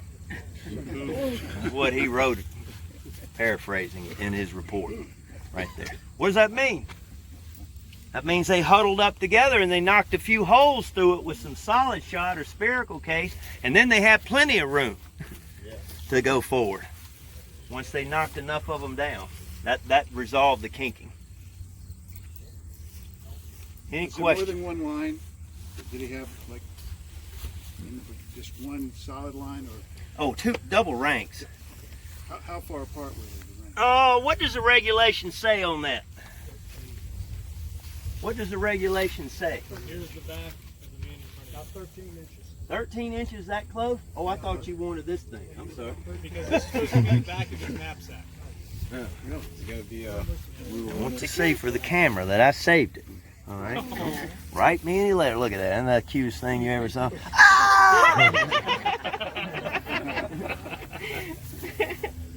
Yeah. Man, how much of a factor was the ruins of the Bliss barn and all the burning wreckage of the barn as far as disorganizing their lives? You know, I don't have one account of them noting it. You know, I don't. I've never seen an account of a Confederate noting during Pickett's charge that barn was burning. What I'm assuming, and I may or may not be correct, I could be correct though, is the reason Davis halts that line to reform it is because it got so broken up among the ruins of it. There's no way it couldn't have been. But the barn right here and all of it, it had to disrupt their formations to some extent. Oh yeah, oh most definitely. Had to slow them up, but I wouldn't say that I have to assume that the darn thing was burned down by then. As early as they, you know, how many hours it transpired. I wouldn't think.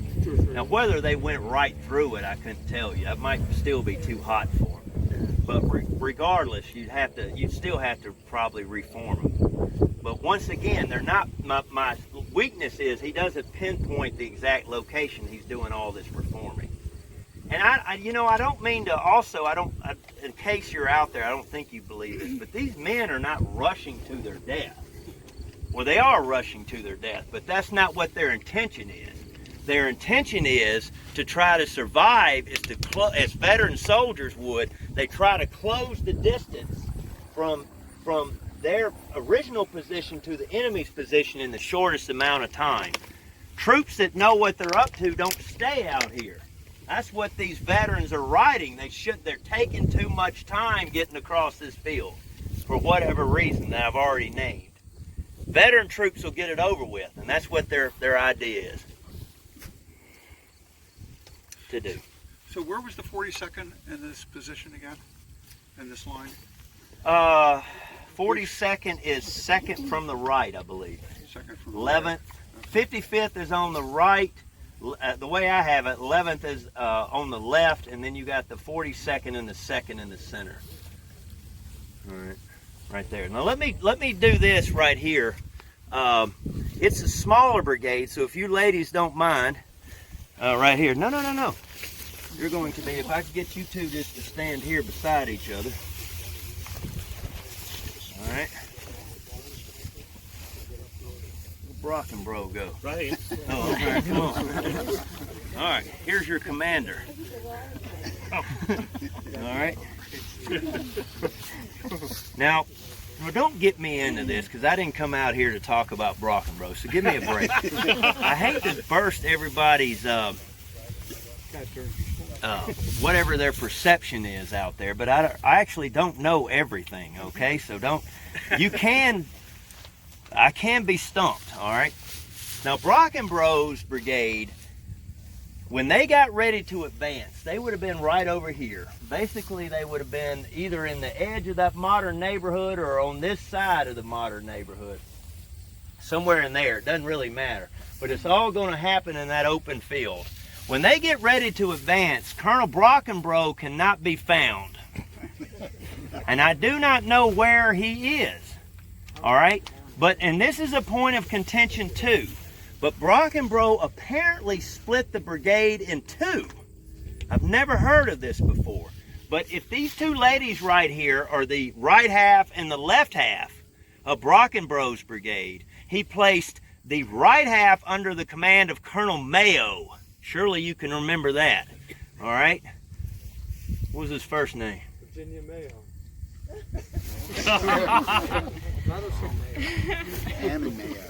So Brockenbrough was in charge of the left. So what ends up happening is you got two regiments and a regiment and a battalion. I forget which side they're on right there. Look at your belly. So what ends up happening is since Mayo can't find anybody and Davis's brigade is already advancing, then take a few steps forward for me, man. The right flank, the right half, those two units of Brockenbrough's brigade goes forward. Well, the left half over here, they're waiting on Brockenbrough and he doesn't show up, so they just decide to try to find him. These two sections, so take a small step forward, all right? These two sections, one more step. These two sections never connect out here on this field. I'm telling you this now because I don't think I'll ever do a Brockenbrough walk, or at least it'll be in my older age. Because since they never connect, the men get out here and the Union artillery, once again, no modern neighborhood, no trees. The Union guns on Cemetery Hill, which is those tallest trees you see right over there, are going to concentrate their fire on Brockenbrough's brigade. All right, and so for whatever reason, I already told you earlier, they suffer from poor leadership and poor morale. For whatever reason, they get out in this field and they don't get too far. And somewhere in this general area is going to be the 8th Ohio. And with that artillery fire from Cemetery Hill and a little bit of peppering from the 8th Ohio, these boys break and they run back to the line. They don't even make it halfway across the field before they break. So as far as we're talking today, how does that impact what we're talking today? Now Davis's brigade is the left flank of Pettigrew's division. And truly Pettigrew is down to 3 brigades out of 4. Why Brockenbrough was ever put in this attack, I could not tell you. I could not tell you. Now I can say something. Let me say, because I'm criticizing these men right here. Brockenbrough's brigade, before this, Brockenbrough was part of A.P. Hill's Light Division before Gettysburg. I'm going back to 1862. And there really isn't much in the record. I mean, they got, I wouldn't say they're, the Texas Brigade or anything, but there's nothing, there's no great indication that this is going to happen either. But they know somewhat that Pettigrew is, it's a small world, small army, even though there's so many people. It's got to be, they got to know something about him. There's a reason Brockenbrough's still a colonel. Yeah, Lee, yeah. If you look at it closely, Lee's no fool when it comes to officers. He knows. But what's he do? I mean, what do you do about Joe Davis if you're Robert E. Lee? Think about that as we go forward. Any questions? I won't have y'all run off, so. Yeah, sleep of my life. Were there skirmishers? I'll probably be with them. If I want to be on this charge, I'd like to be Brockenbrough, yeah. Were there skirmishers? Yes. Were there skirmishers sent out in advance? Yes, should have been. And were there counter skirmishers? I have never heard the companies that were detached if they were. But I would have to assume surely Joe Davis could at least do that. So I would assume that would be happening. But you have to remember too, the Bliss Farm area, you know, I could come out here and do a walk, but the machinations on July 2nd and 3rd, I've really, honestly, have never studied that much. It could be too that Posey's Mississippians who've been swapping this land back and forth all morning, some of those elements still could have been out here too. All right, so you talk about skirmishers. But as for the Union, the most famous account is the 8th Ohio, which they actually talk about being behind a fence line. What I can't tell you, sir, is the first fence line. I can't tell you whether it was here, at that fence, or the next fence over. I could not tell you that. But they talk about being deployed in skirmish formation along a fence. But I don't know which one.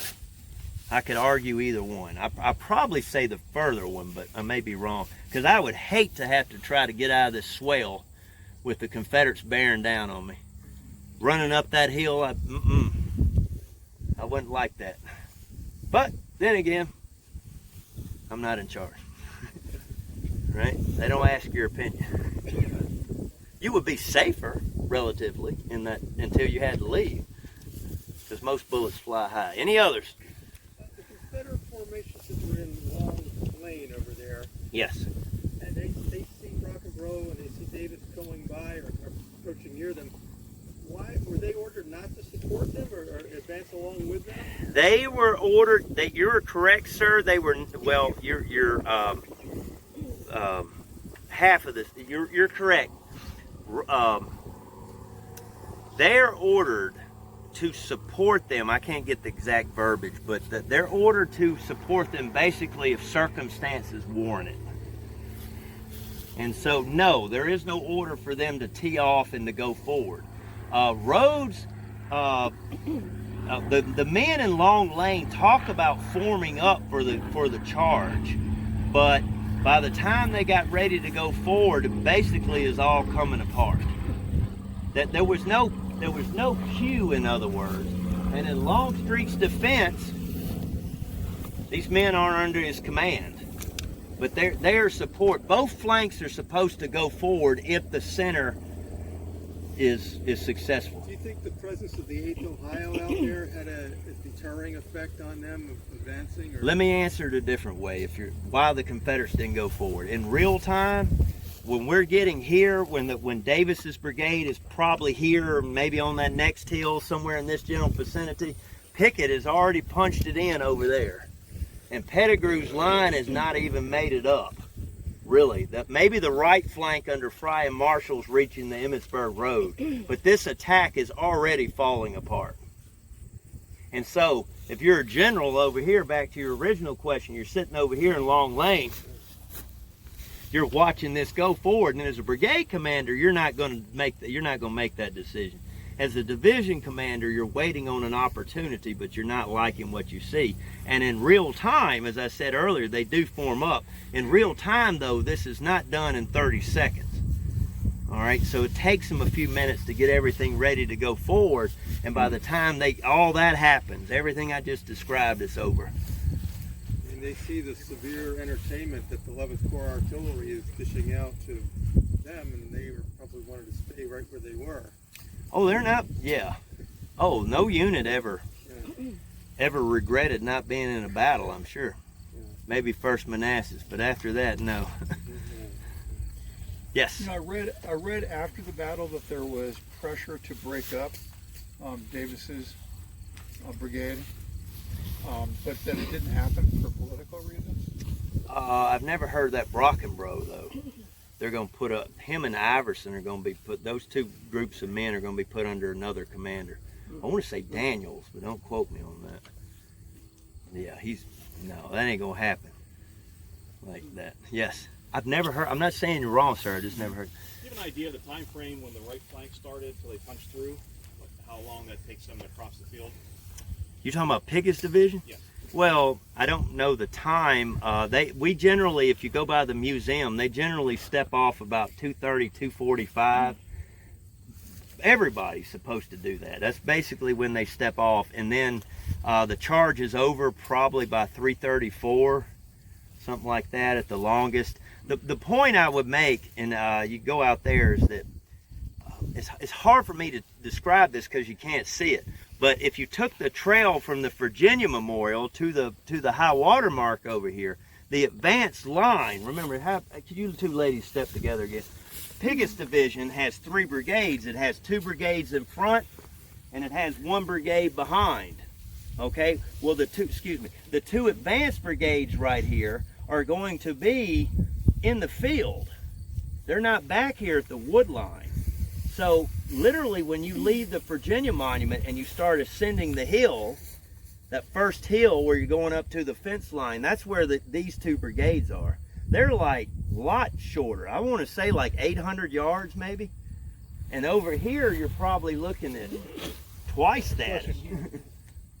Okay, so it's not. That's why, sir, I think that when you read some Union accounts, they say 3 or 4 lines came out of the wood line that day. Well, that to them, they're correct. Everybody's correct. They're telling the truth as they know it. But it looked that way. It was not supposed to be that way. In other words, the Confederate left flank is dangling off. All right, and the center. They're late getting out of the woods anyway. Yeah. It's just drifting out, and it looks like a separate line. You know, and then, you know, we'll get into it in a minute, Trimble's brigade right out through here. So, well, let's cover that right now.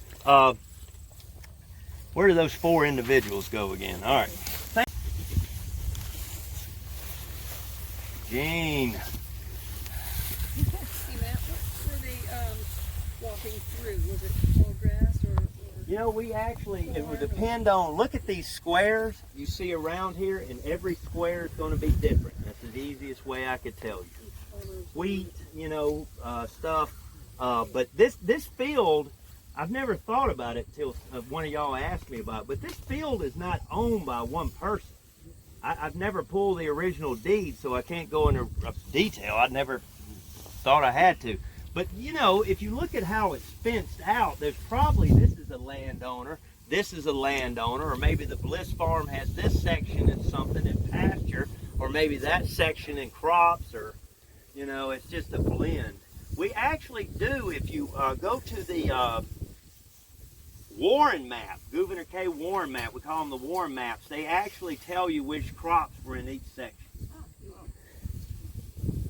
But you're too numerous for that. All right, so everybody wave goodbye to Brockenbrough. All right, he's gone. Okay, so with them, y'all oblique again. With y'all headed that way and Davis headed this way, all right, give me a little bit more room. A gap opens up in the line. You two come over here. All right, Trimble's division. Who is that going to be? Scales and Lane. Okay, they come out of the wood line. Lawrence and Lane. Don't write me letters. Which I think is Scales. They come out of the wood line and they're way behind. You think Davis is way behind? One Confederate artilleryman wrote that basically Pettigrew's division was almost to the road by the time that second wave came out of the wood line. Almost the Confederate line, Pettigrew's was about 700-800 yards advanced. By the time this comes up, they should be up behind them. So as they're coming up, these 2 gentlemen, 2 brigades from Pettigrew's division are obliquing. Well, what is happening right here? If these 2 units are moving that way and Davis's brigade is moving this way, then what is here? Nothing. Nothing. There's a hole. And so if you go into the planning of Pickett's charge, that is why with Trimble's division, I'm just covering this briefly so you'll understand. A rider rides back Forget who that was.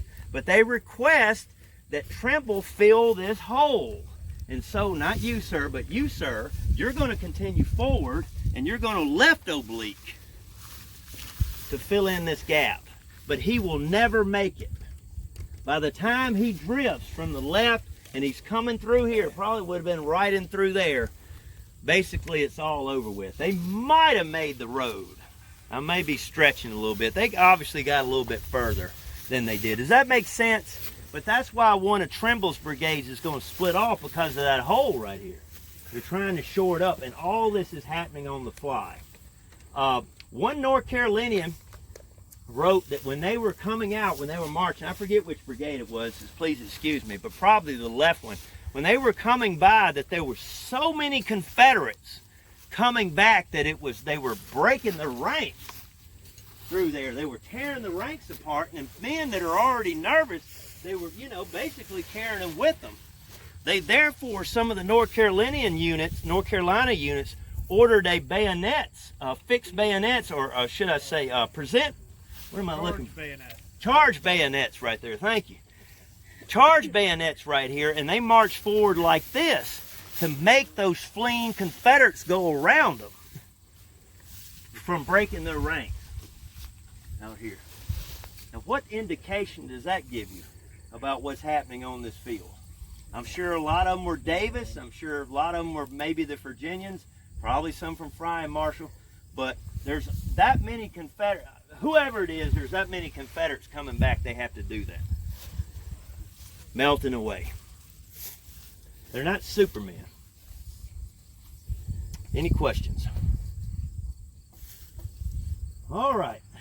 I've been told by someone that should know, because he just came through that field, that we don't want to go through that field.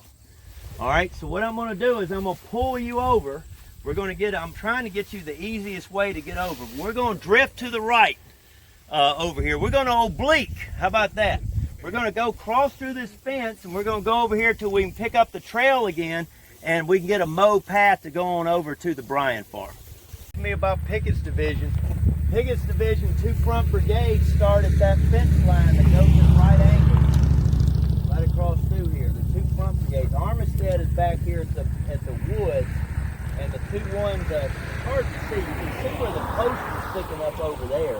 But basically that fence continues across that small ridge line, and that's where the 2 front brigades of Pickett are going to be. So you look at that, and then you look at this, and you can see what a shorter distance. Now you look at that, you looked at that, now you look at this. Look at where Pettigrew's got to come from. It doesn't take much to figure out that this thing is unraveling from the very beginning. It's a wonder that any of them got up there. It's a tribute to the officers and the men that they could pull all of this off on the fly, because most of this is unplanned. Once they step off on the field, they got to wing it, and so it's bad for them. We're gonna go. You might want to show them where we are. The Pickett's Buffet right over there.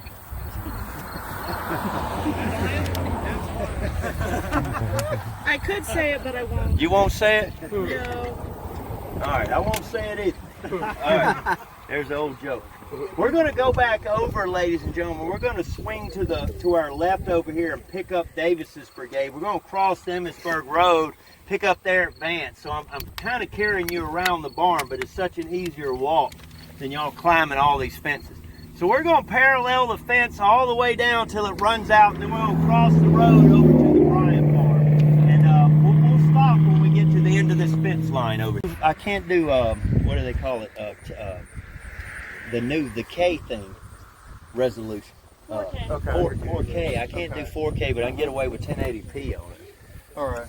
Like your speeds are okay, your download speeds? Yeah, I'm not one downloading videos. If I had to do something like that, I'll put it to you this way: if I buy a PlayStation game online, I have to leave it on all night. Okay. It's that. But it's the only thing I can get, so it kind of solves itself. And it's priced right. Look at the price. Where I used to live in Fort Dinwiddie, the best thing you got was smoke signals. Smoke signals, yeah. All right. Let's see if I'm All right, folks.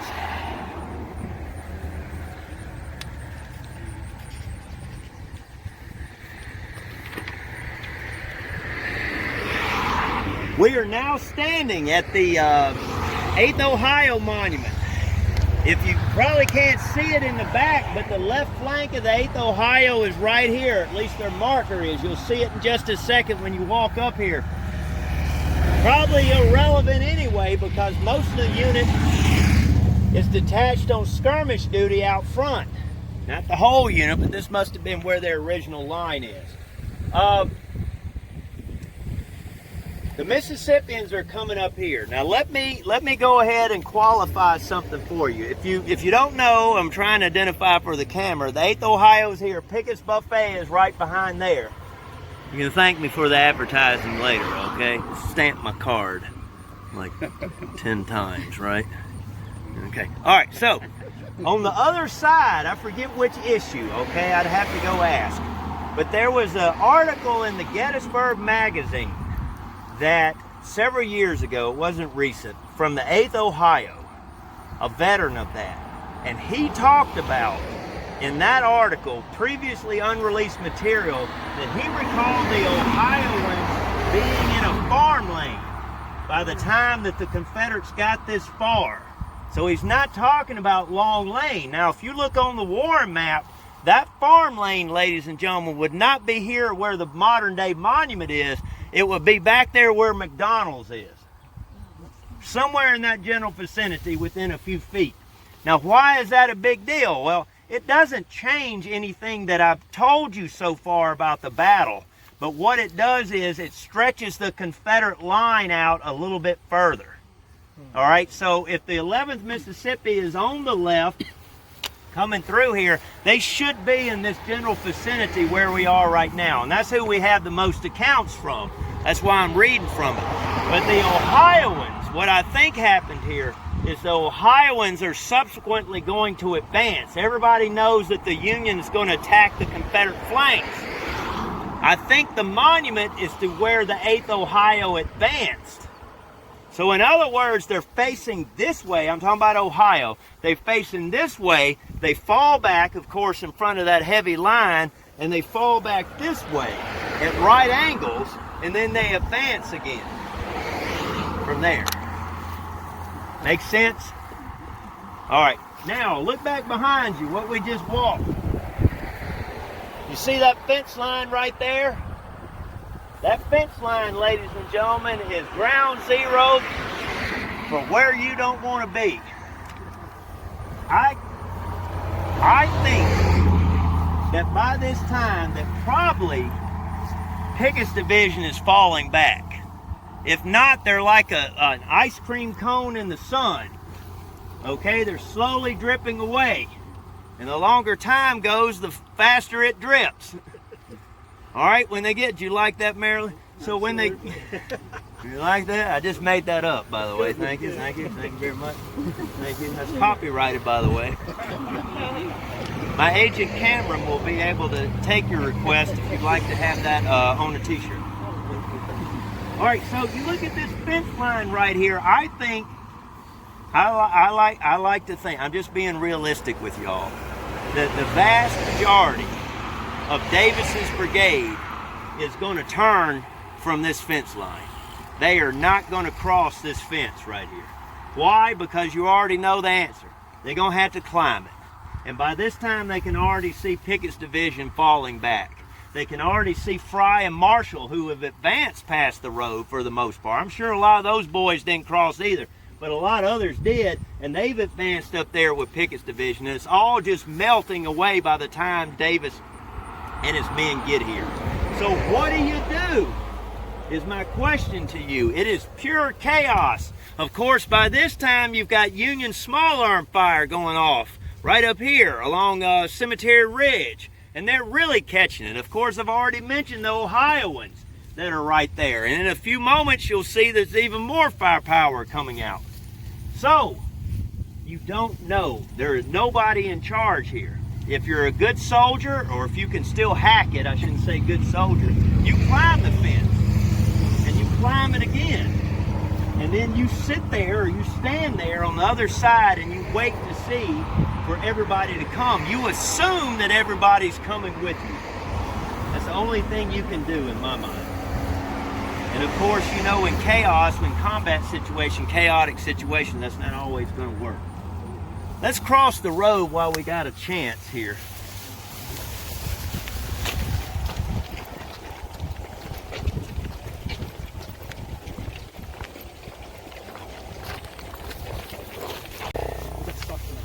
So you believe? Are they over? Over. Yep, we're good. I see Gene. Gene's back there? Yep. Okay. This part of the attack, they still on the clump of bushes. No, there's nothing. To me, you're at, in my opinion, IMO here. The objective of the attack is simple. They're going to come up here and they're going to knock them off this ridge, in my opinion. Ziegler's Grove, if they're going to attack over here, will be taken by the units in Long Lane. You think they were guiding on the grove? I think by this time there's nothing to guide upon, as you'll faintly see right here. As stated earlier, the 11th Mississippi formed the left of the brigade and was the only fresh unit in the brigade on July 3rd. Survivors noted that most, if not all, the higher ranking officers were down by this time. No major, no lieutenant colonel, no colonel, no general. So who's left? You got captains and lieutenants. Who's always left? Captain and lieutenants. Captain John B. Moore from the University Grade seemed to be in command of the regiment, even though he didn't know he was in command. Lieutenant Andrew Baker, when within 100 yards of the first fence, implored Moore to charge. Moore balked and said he didn't know if he had the responsibility or not. Baker ordered the charge then, and various company commanders took up the chant. What are they doing? What they say by charge, you're talking about, you're probably thinking a full sprint. What they mean by that is they go to the double. They start double quicking. In other words, they start jogging. You're closing in on it. This is the time you should ideally have preserved your energy coming about across this field as much as you could. That's why they want them to slow down a bit. Of course, soldiers don't want to do that. They get up here. This is where they start. They start running to get momentum. But it's not a full-blown sprint right there. All right, the Mississippians, whoever could or would, clambered over the fence. All right. Only small groups advanced further past the road. Look at where the fence is. Look at where the barn is right here. Lieutenant Baker, the guy that ordered the charge, crossed both fences and went down with a gunshot wound on this side of the road. William Peel, a Confederate soldier, found himself advancing with the 11th Mississippi's Confederate flag, but it now borne by its 5th flag bearer that day. The pole had been shot in two, and the flag dangled, quote, in graceless confusion from one corner. What is that guy's name? Kunstler? He drew that. He painted that. I think it was Kunstler. Or Gallon. It's either, I think it's Gallon. No? Maybe it's Kunstler. I don't know. One of those. Look it up. Been a few years. 13 men rallied around that Confederate flag, and they started advancing to that barn. Let's go on up to the barn. We're getting toward the end.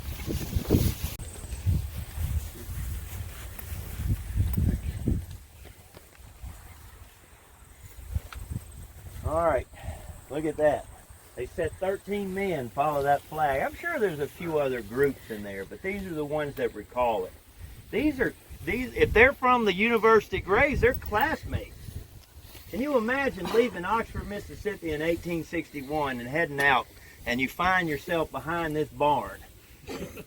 All right, and I'm sure, I don't know if a small or if a mini ball would go through that barn, but I know after the battle it looked like Swiss cheese after it was shot to pieces. Can you imagine huddled around this barn wall right here and the wood sprinkling down on you from the bullets coming through there? What do? There are Union troops behind the barn or in front of the barn, however you look at it, on either side. And the Confederates, we know, for you people on the end, like you right there, they would come up here and they would be loading and firing from around the corners at the Union soldiers. But they're trapped. And now the 8th Ohio is probably advancing from over there. Now you can see it. They're advancing through there where that modern development is. And now, ladies and gentlemen, back here to your, how do I say that? To your right rear, if you're facing me, is the New Yorkers from Willard's old brigade, old command. And they're going to start swinging out in this pasture right here at right angles. So if you're a Confederate, you're stuck. There's nowhere to go. Looking rearward. Never get those R's out.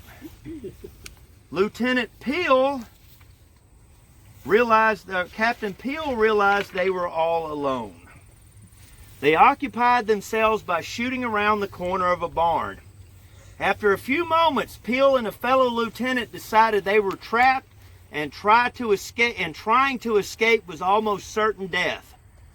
A white flag was hung out, and Sergeant Thomas Gear, if I'm saying that right, G-E-E-R, Gear? Gear?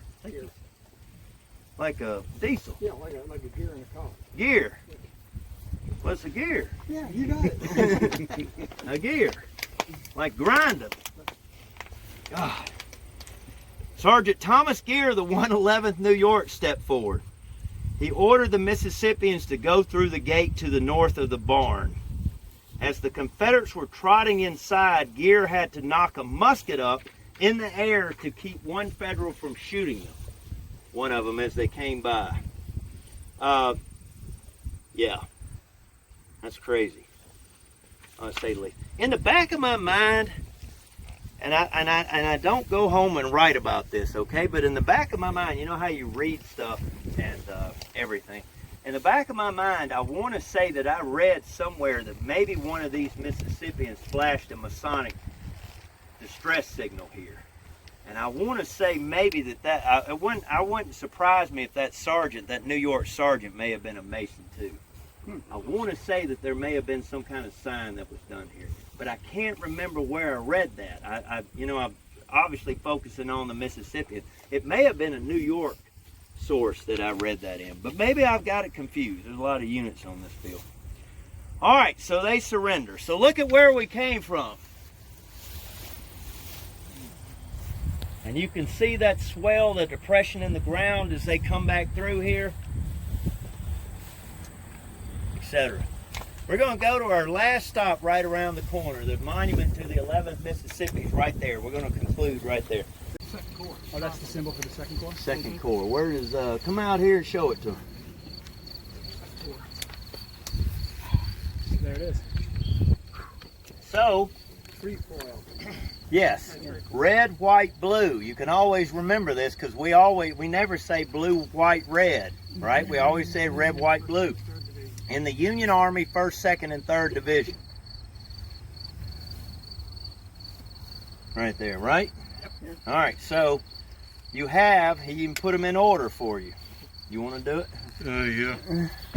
The 1st Corps, 2nd, 3rd, 5th, 6th, 11th, and 12th. Thank God they didn't bring another cord. He'd have to get a bigger hat. There you go. All right. Thank you. Yep. A blessing and a curse. Don't call me. All right. He's going to be happy to hear from you. Yeah. Thank old Dan Butterfield for designing those. Yeah. That's right. He did, didn't he? All right, so I think the best study, modern day study of Pickett's Charge is a book by Earl Hess. I will point out to you that there is a book by Stewart. Forget what his first name. George Stewart. He was a novelist, and every book's got errors in it. All right, it's not as detailed as Hess, but most people don't know about it. And if you want another read, he is a great writer. I enjoyed reading that very greatly too. So just keep that in mind if you want something focused. Of course, you got a lot of different studies. In Earl Hess's estimates in his book, out of 4,500 men in Pettigrew's division, only 1,000 made it past the Emmitsburg Road. Now, according to his estimations, about 250 of Fry's men, 700 of Marshall's, 50 of Davis, and roughly about 0 of Brockenbrough. Approximately 0 right there.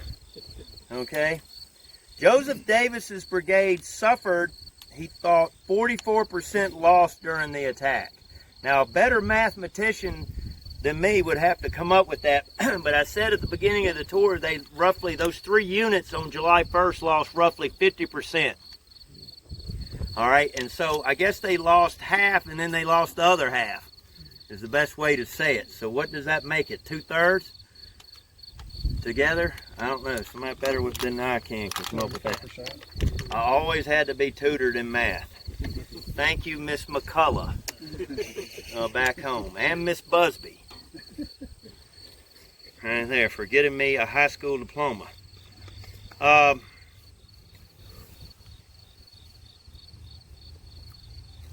All right. As I said, they lost 44%. Company A, the University Grays from Ole Miss, suffered 100%.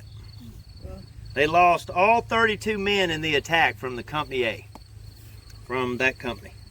Company E lost all but 1 of its 37 men, and Company D only had 9 out of its 55 soldiers left. Davy Holt, who you've never heard of, I think it's called, let me get this straight.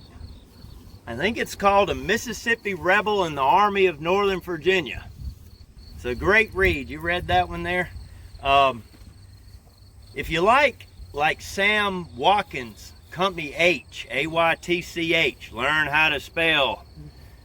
If you like that book, which is basically a private's account, you would love Davy Holt. Davy Holt wrote that, and this is the only account I could find, that he encountered, he is from Posey's brigade, by the way, I should have qualified that.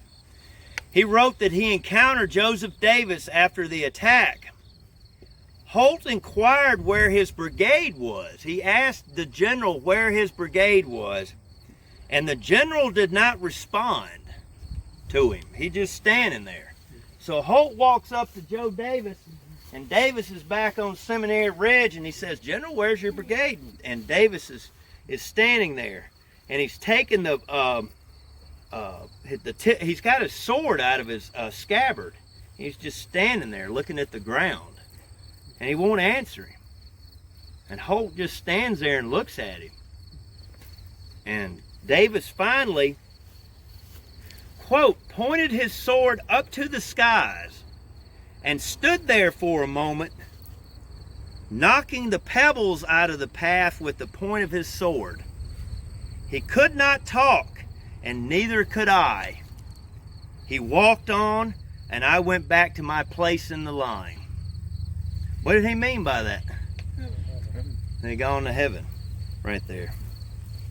Confederate Sergeant LeGrand Wilson saw the 42nd Mississippi on dress parade. That is one, somebody asked me about the sources for Jeremiah Gage. I forget, was it you? That is one of them, LeGrand Wilson. He published a book like that. But I don't think that's the account that I read from.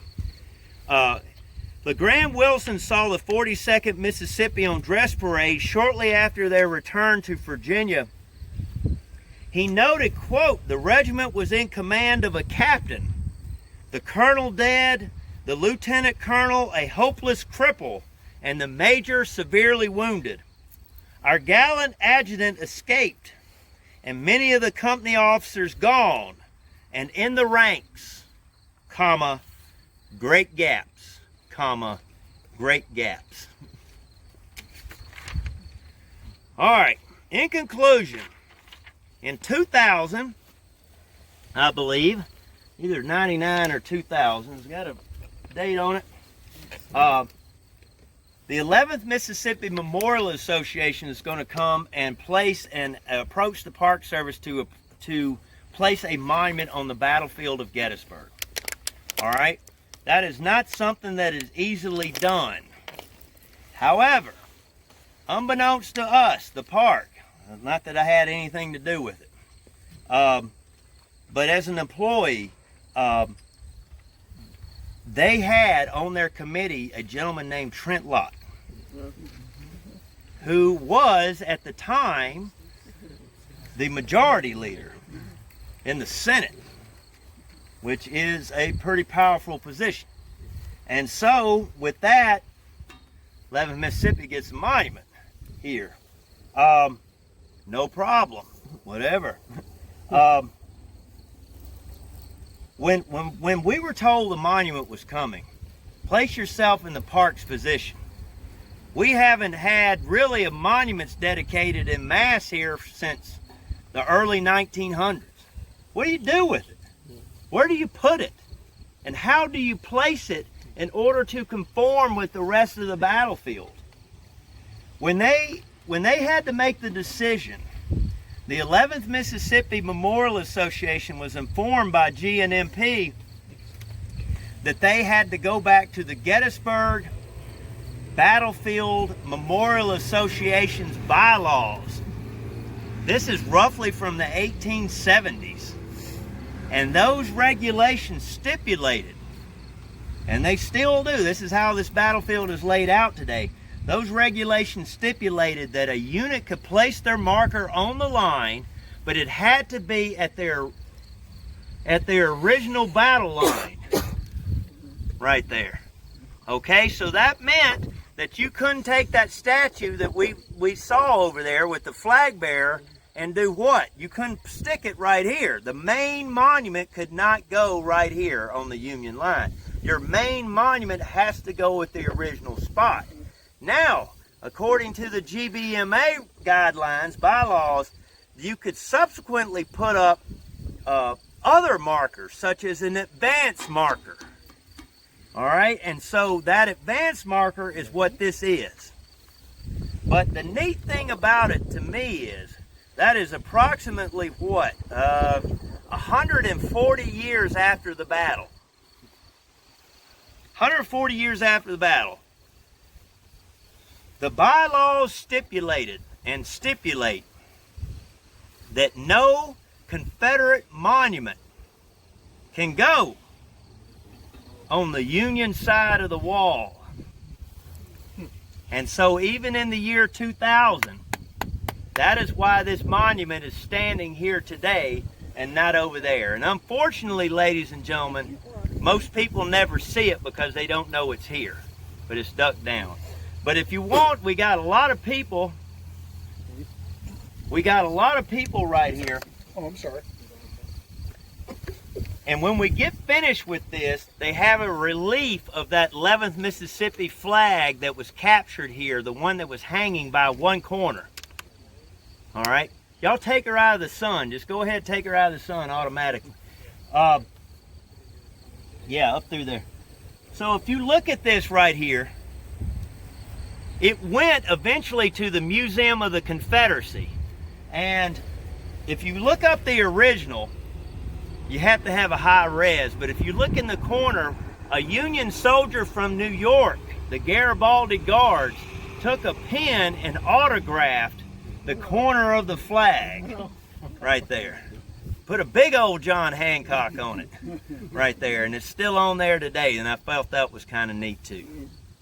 Ladies and gentlemen, in conclusion, I mean, this is pretty cool for me because I get to follow my ancestors' footsteps.